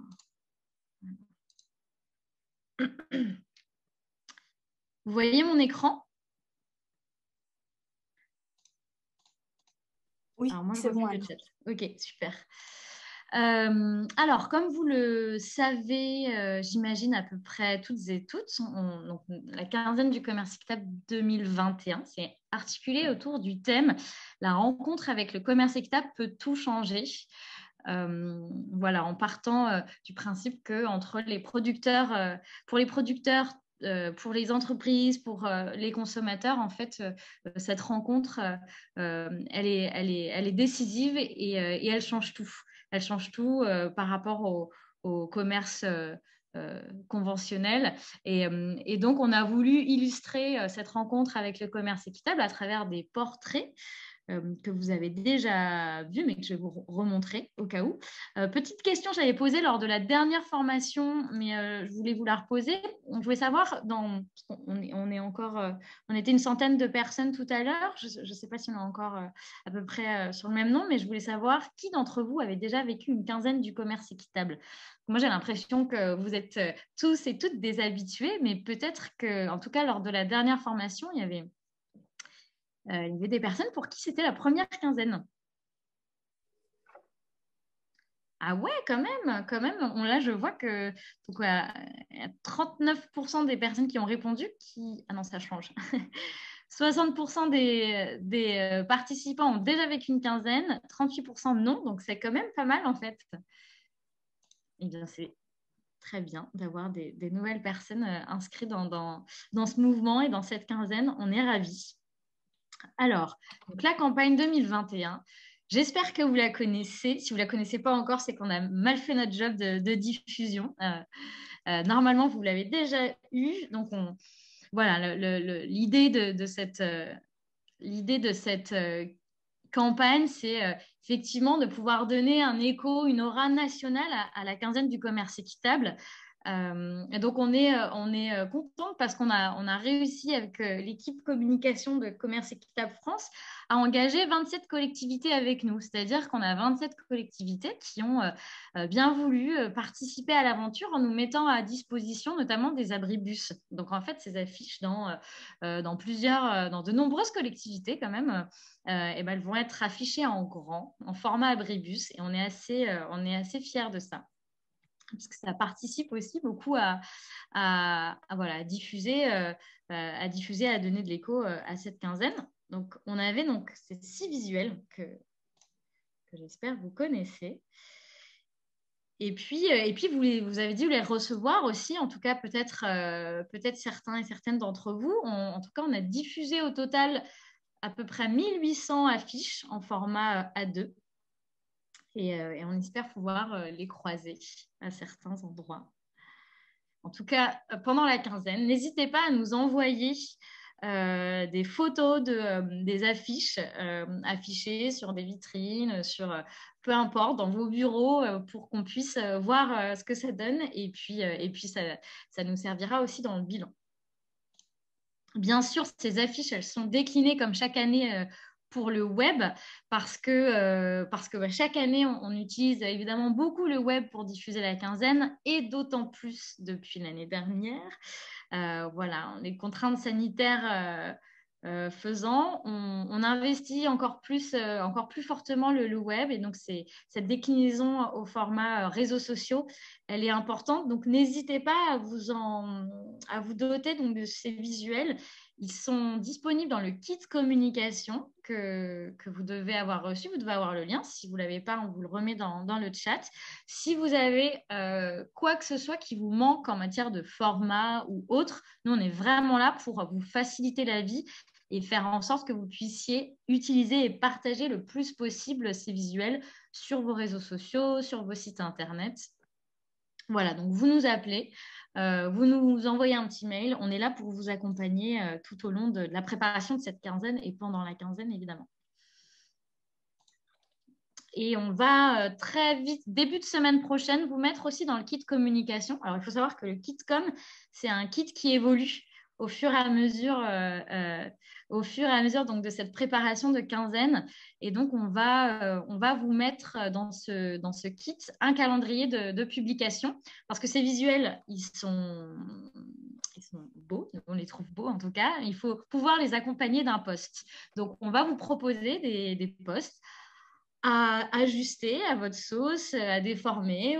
Vous pouvez vous en inspirer, vous pouvez les utiliser tels quels. Le but, encore une fois, c'est de vous faciliter la vie et de vous donner du matériel de communication à dispo, tout prêt à l'emploi. Voilà, donc on vous a donné aussi donc, les bannières Facebook, les bannières Twitter, etc. S'il y a des choses dans le chat, moi, je ne suis pas sur le chat, donc Laetitia, je te laisse me couper surtout. Pour l'instant, ça roule. Pour l'instant, on est bien. Ok, super. Alors, nous... Ouais. Pardon ? Non, des remarques comme quoi c'est super utile le calendrier de publication. Ah, ouais, il arrive très vite. Je vais peut-être me mettre en grand écran comme ça, c'est plus simple. Non, c'est pas ça. Alors, cette année, petite nouveauté réseaux sociaux, la quinzaine arrive sur Instagram.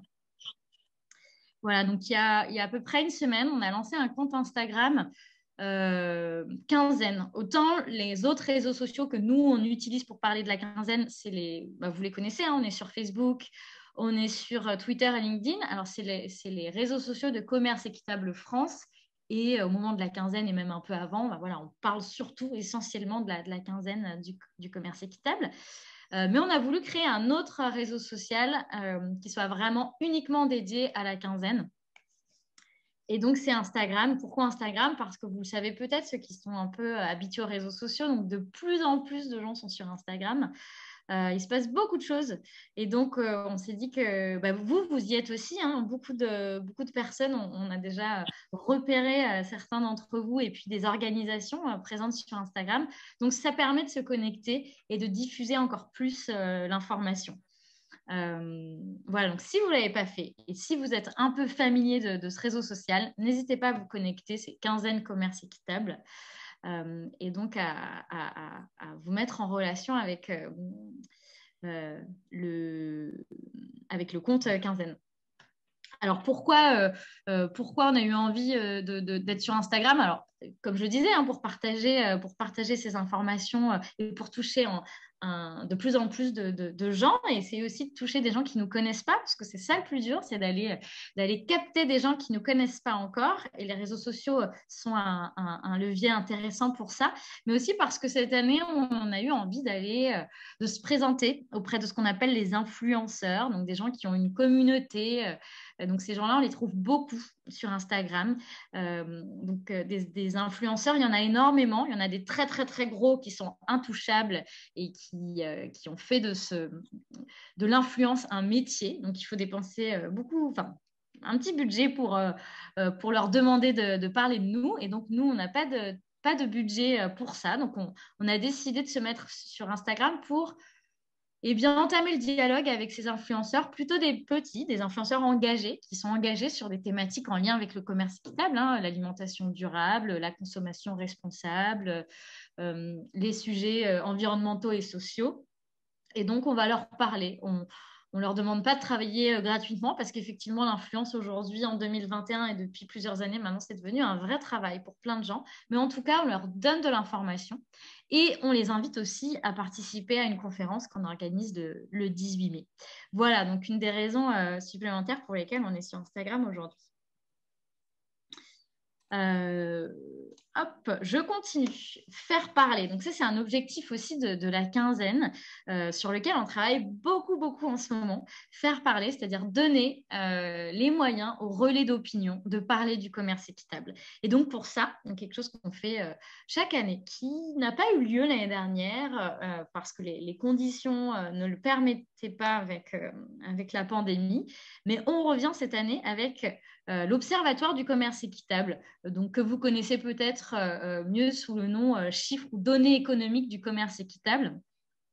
Et donc, on va en faire un temps de conférence de presse la semaine prochaine, où on commence déjà, depuis quelques jours, à aller chercher des journalistes, leur proposer d'assister à cette conférence, parce que c'est absolument fondamental que les relais d'opinion, comme les journalistes, parlent du commerce équitable et en parlent bien, avec les bons mots aussi. Donc, nous, on est là aussi. La pédagogie, elle se fait, comme l'a dit Mathilde au début, elle se fait avec les décideurs publics, des fois qui connaissent mal le commerce équitable, mais elle se fait aussi avec les journalistes. C'est hyper important. Donc, on va envoyer un communiqué de presse. On a cette conférence de presse. On va pouvoir publier les chiffres du secteur. Donc, on ne peut pas vous les donner parce qu'ils sont vraiment encore…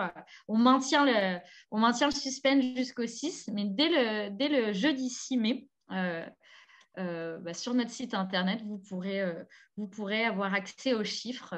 Voilà. Tout ce qu'on peut vous dire, c'est que les nouvelles sont plutôt bonnes. Voilà.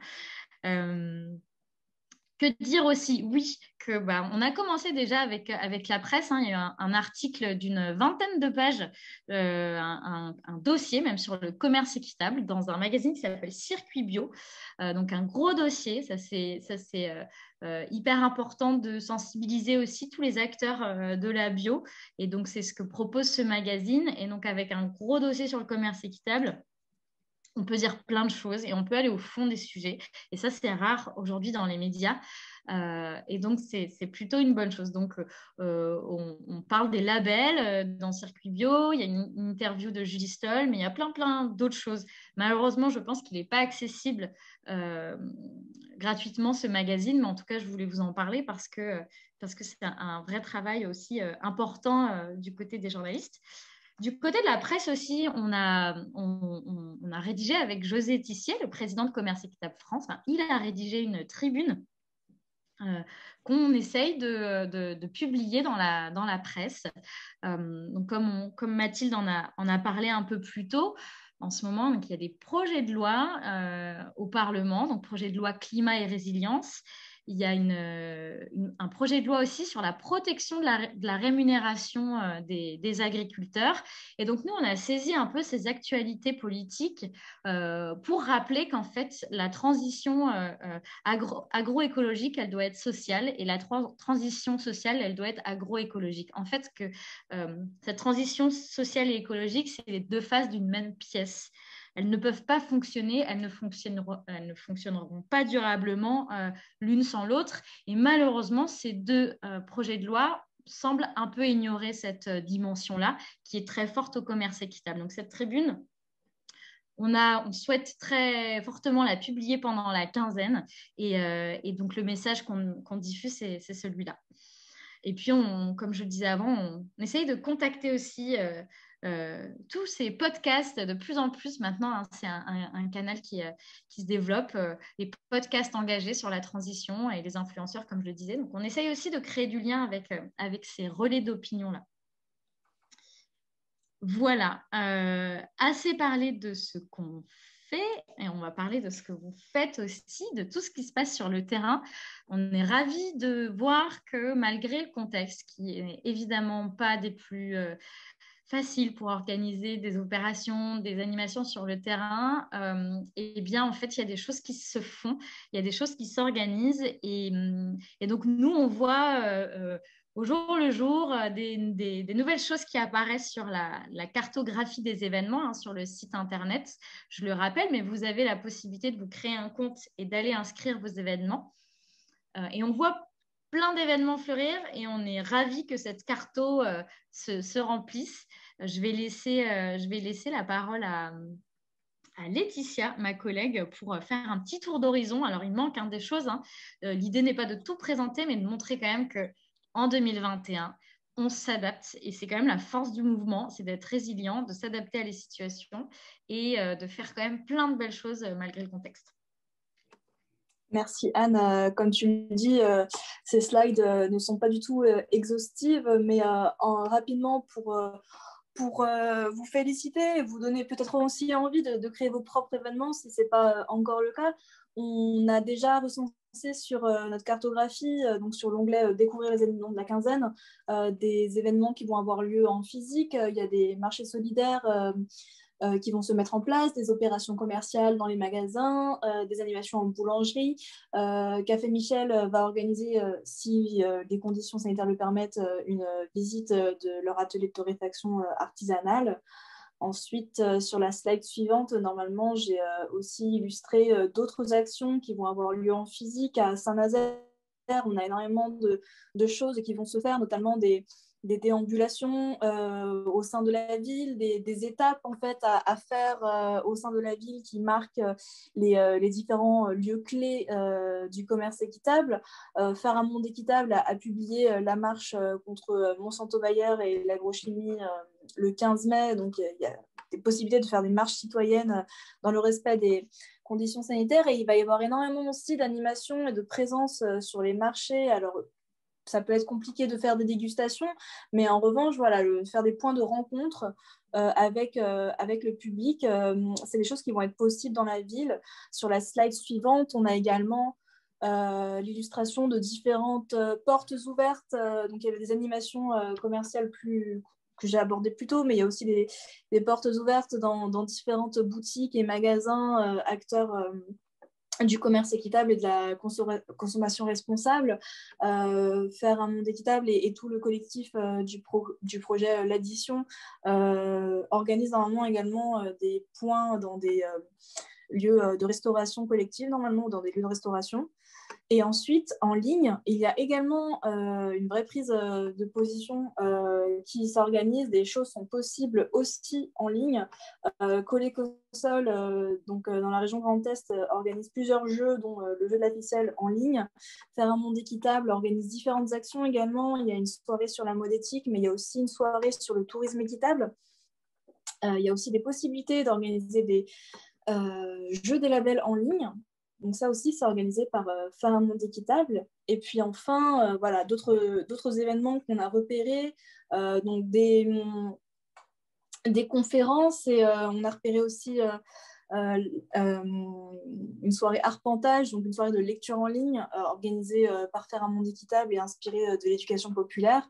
Et encore une fois, Saint-Nazaire qui va organiser des reportages vidéo des différents acteurs du commerce équitable qu'ils diffuseront sur les réseaux sociaux. Voilà, ça c'est un petit panorama très rapide et pas du tout exhaustif de ce qui se fait. J'espère que ça peut vous inspirer si jamais vous avez des idées et vous encourager à publier les événements si vous faites effectivement quelque chose. Et si jamais vous rencontrez des difficultés au niveau du site internet, je vous les ai laissé mon mail dans la slide et je vais vous la mettre aussi dans le chat. On est disponible pour pouvoir vous accompagner, pour pouvoir mettre en ligne vos événements et vous aider à la diffusion de ces événements qui sont possibles, du coup, effectivement, soit en physique, soit en ligne. Voilà, je te redonne la parole. Merci beaucoup, Laetitia. Et puis, n'hésitez pas aussi dans le chat s'il y a des choses que vous voulez préciser, annoncer. C'est aussi le moment, on est ensemble aujourd'hui, c'est aussi le moment de le faire. Donc, n'hésitez surtout pas. Je voulais vous parler aussi d'une conférence citoyenne qu'on organise le 18 mai à 18h, donc de 18h à 19h30. C'est une conférence qu'on co-organise, donc Commerce Équitable France, Artisans du Monde et Faire un Monde équitable, et qu'on a choisi donc de développer sur le thème « Notre assiette peut-elle changer le monde ?» L'idée, c'est de réfléchir avec plusieurs intervenants et intervenantes à la façon dont on peut envisager l'alimentation autrement. Aujourd'hui, on sait qu'on a beaucoup d'aliments de nos quotidiens qui sont générateurs d'extrême pauvreté, qui sont destructeurs pour la planète. Donc, ça veut dire quoi quand on parle de manger sain, mais quand on parle aussi de manger juste, qu'est-ce que ça veut dire ? Qu'est-ce que proposent les acteurs du commerce équitable sur le terrain ? Quel est le poids aussi des citoyens, des bénévoles, des militants sur le terrain ? Quel est le poids des comportements individuels pour influencer les dynamiques collectives ? C'est tout l'intérêt de la quinzaine aussi, c'est d'influencer des tendances et des mouvements plus forts, des dynamiques collectives. Donc, on va réfléchir à tout ça et puis aussi se poser la question de se dire, mais ok, très bien, en tant que citoyen engagé, en tant qu'acteur du commerce équitable, en tant que consommateur, on peut faire plein de choses, certes, mais ça ne suffit pas. Aujourd'hui, la puissance publique doit s'engager et c'est ce dont nous parlait Mathilde tout à l'heure, c'est comment on essaye d'orienter les politiques publiques pour qu'elles s'engagent et pour qu'elles permettent aussi à des initiatives comme le commerce équitable de changer d'échelle et donc de permettre à un plus grand nombre d'accéder à une alimentation plus durable et plus équitable. Donc, on parlera aussi de cet aspect politique qui est fondamental. Alors, je vous invite bien sûr à tous et toutes participer et aussi à diffuser l'invitation autour de vous. On aimerait bien réunir beaucoup de monde et puis encore une fois, essayer d'accrocher des personnes qui connaissent un peu moins le commerce équitable. Donc, si vous avez des amis, de la famille, des cousins, à accrocher un petit peu sur ces sujets-là, eh bien, n'hésitez pas à les inviter. On sera ravis parce qu'on va aussi repartir un petit peu des fondamentaux de ce qu'est le commerce équitable.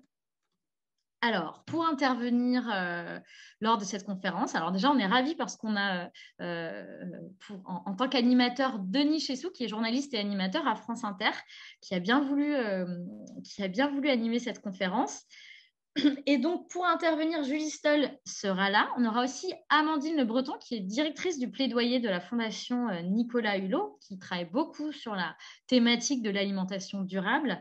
On aura Gwenaëlle Go, qui est directrice de l'Obsoco. L'Obsoco, c'est l'Observatoire Société et Consommation.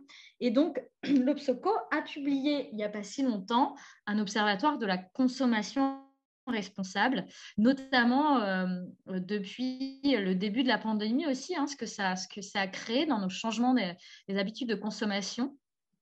Qu'est-ce que ça a changé? Est-ce que ça a révolutionné les façons de faire? Est-ce que ça a accéléré les tendances? Et Gwenaëlle pourra nous donner des choses aussi assez précises sur le commerce équitable. François-Xavier Demour est une personne qui réfléchit beaucoup à l'action des récits. Aujourd'hui, comment on peut embarquer le plus grand monde vers un nouveau modèle de société? Et bien, ça veut dire qu'il faut changer la façon dont on se raconte le monde. Et on a, peut-être pendant des années, peut-être qu'on a grandi avec ça, avec l'idée du tout jetable, de tout changer, de changer de fringue rapidement, de changer, de jeter aussi facilement la nourriture, d'aller toujours vers le prix bas. Le prix le plus bas possible. Alors bien sûr, on sait très bien que les acteurs du mouvement et citoyens engagés dans le mouvement du commerce équitable partagent des valeurs un peu différentes, mais c'est intéressant de se poser la question aussi de en quoi on peut diffuser des nouveaux récits, des nouvelles façons de raconter le monde pour que chacun ait envie de se projeter, se dire en fait, le monde de demain, le monde de demain, il peut être beau avec des valeurs liées à la justice sociale, à l'équité, à la durabilité. Et comment on peut donner envie à chacun de se projeter, mais de participer à construire ce monde-là. Voilà, puis on va avoir Pierre-Alexandre Hubert, qui est fondateur de Ecoidée, qui est une entreprise de commerce équitable qui travaille avec les pays du Sud. Il nous parlera notamment de la filière sucre et de la filière riz avec l'île de Java. On attend un autre intervenant encore sur plutôt les filières nord de commerce équitable qui va venir compléter ce panel. Et puis Myriam Ezine aussi, que vous connaissez sûrement, responsable communication et animation réseau de Artisans du Monde, qui viendra nous parler du rôle de ces mouvements citoyens sur le terrain. On donnera aussi la parole à des jeunes parce qu'aujourd'hui, de plus en plus de jeunes s'engagent et c'est bien de leur donner la parole, de comprendre aussi comment eux agissent sur le terrain, comment ils ont envie d'agir et comment ils voient le monde de demain. Je crois que je vous ai tout dit. Alors, en tout cas sur cette partie conférence. Donc, on a passé en revue pas mal d'événements. On a évidemment cette année, un peu comme tous les ans, peut-être encore plus cette année, des ressources en ligne.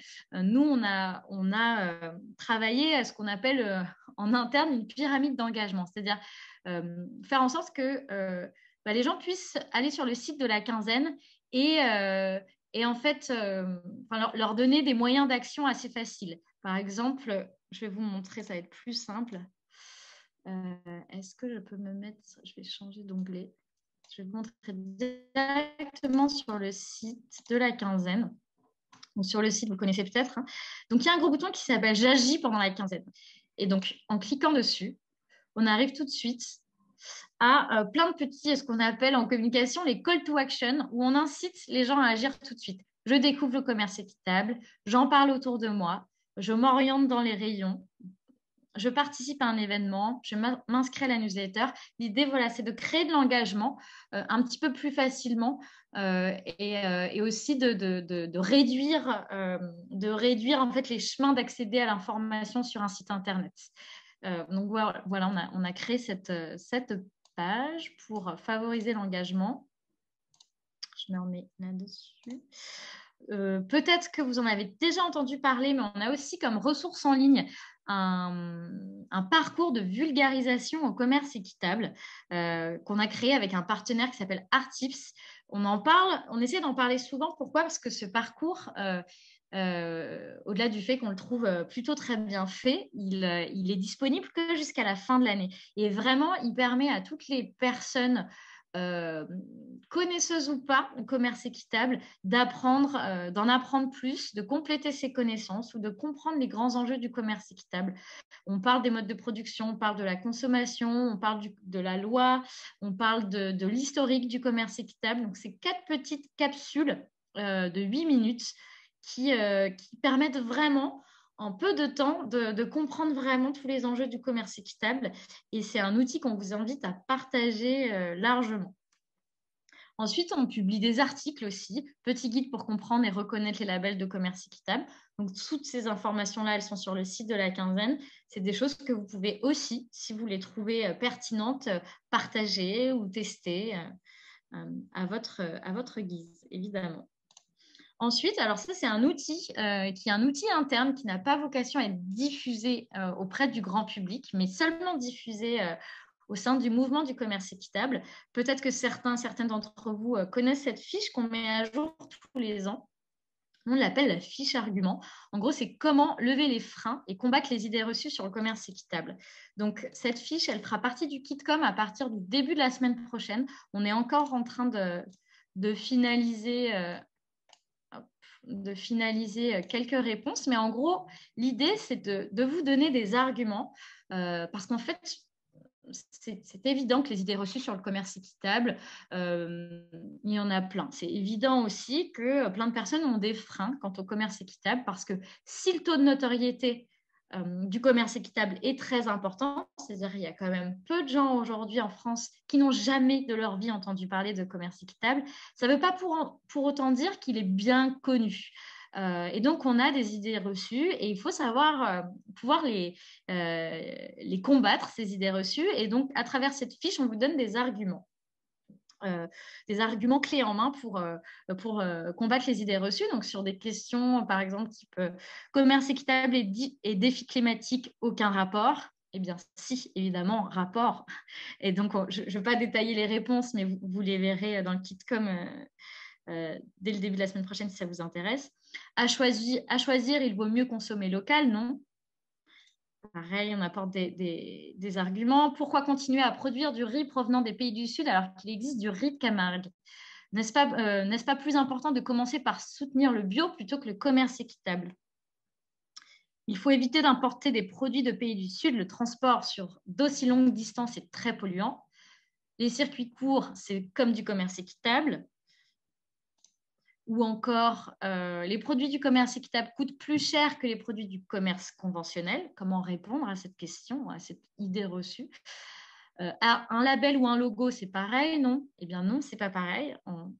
L'idée, c'est vraiment d'essayer de vous donner des arguments et des réponses courtes, hein, parce qu'on pourrait évidemment en parler très longtemps, mais vraiment d'avoir des arguments assez courts. Les produits du commerce équitable ne sont pas accessibles financièrement. Autre idée reçue. Ou le commerce équitable, c'est bien, mais c'est vraiment trop petit pour changer les choses.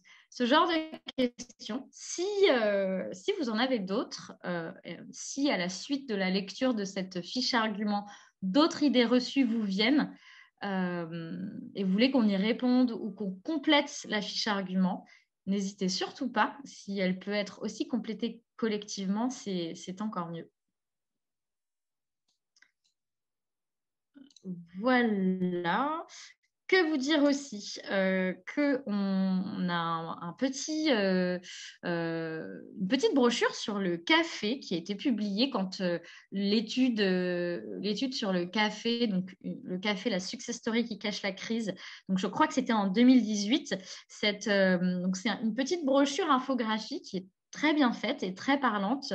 On s'est rendu compte qu'il nous en restait plutôt pas mal en format papier dans nos bureaux. C'est vrai que depuis 1 an et demi, on n'y va pas souvent, mais on y va de temps en temps et on s'est dit que ça pouvait être intéressant pour ceux qui le souhaitent de vous en envoyer en format papier. Alors bien sûr, hein, cette petite brochure infographique, elle est disponible numériquement en format numérique sur le site internet de Commerce Équitable France.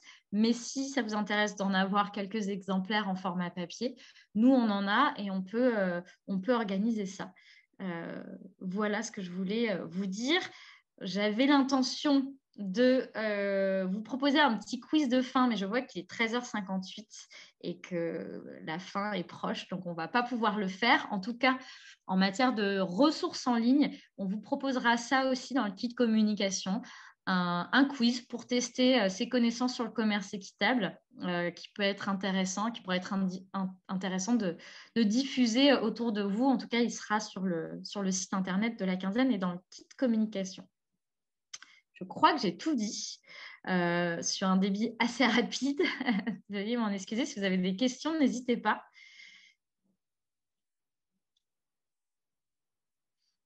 Suite à cette... Alors, est-ce que Laetitia, tu peux me dire s'il y a des questions ou pas? Je suis désolée. Il y a pas mal de questions, pardon. Il y a pas mal de questions auxquelles j'ai répondu en direct. Notamment, il y avait une question plus tôt, en fait, sur les événements où on demandait qu'en était-il des idées qui avaient été travaillées lors du premier webinaire lors de la quinzaine. Yes. Et donc, eh bien oui, je l'ai pas mis là, petite erreur. En fait, on vous a fait travailler, on a travaillé d'ailleurs tous et toutes collectivement sur ce guide d'animation qu'on a complété, qu'on a mis au propre, qu'on a... voilà, il est tout beau. Donc, ce guide d'animation, il est aussi dans le kit communication. Alors, bien sûr, c'est un petit peu... voilà, on arrive à la quinzaine 2021, mais en tout cas, on est très content de l'avoir vraiment alimenté avec vous. Et donc, il sera fin prêt pour l'édition 2022. Et donc, il y a plein d'idées d'animation et aussi bien en ligne qu'en physique, parce que si on espère très fortement que la situation sera meilleure l'année prochaine, on trouve aussi des complémentarités intéressantes entre le fait de faire des choses en ligne et des événements et des animations en physique. En tout cas, il est bien là, il a été complété avec votre aide. Et puis, je ne sais pas si c'est ça qui a inspiré, mais notamment les idées d'étapes à travers la ville, de déambulation à travers la ville. C'est des choses qui avaient été abordées effectivement pendant les différents groupes de travail. Et on les retrouve comme événements prévus pour la quinzaine. Donc, je pense que c'est un webinaire qui a pu être quand même relativement bien utile. Et voilà, l'intelligence collective est très... On aime ça. On aime ça, ouais. Il y avait une autre question sur comment retrouver le lien de la conférence du 18 mai. Donc, je me suis permise de partager dans le chat le lien vers l'actu du site de la quinzaine où il y a la billetterie Hello Asso où vous pouvez vous inscrire pour recevoir le lien du webinaire. Et puis après, en termes de questions, c'était à peu près ça. Voilà. Ça marche. Bon, moi, j'aimerais juste finir. Déjà, un grand merci pour votre participation aujourd'hui encore. Et puis, peut-être finir avec une question. Vous demander dans quel état d'esprit vous abordez la quinzaine 2021. Si vous pouvez nous mettre dans le chat le numéro qui convient à votre état d'esprit pour qu'on sente un peu comment vous vous sentez avant ce lancement de quinzaine. Et puis, il me reste à vous souhaiter une belle après-midi et un bon week-end. Et en tout cas, on fera en sorte d'animer avec vous une belle quinzaine 2021. Un grand merci à toutes et tous.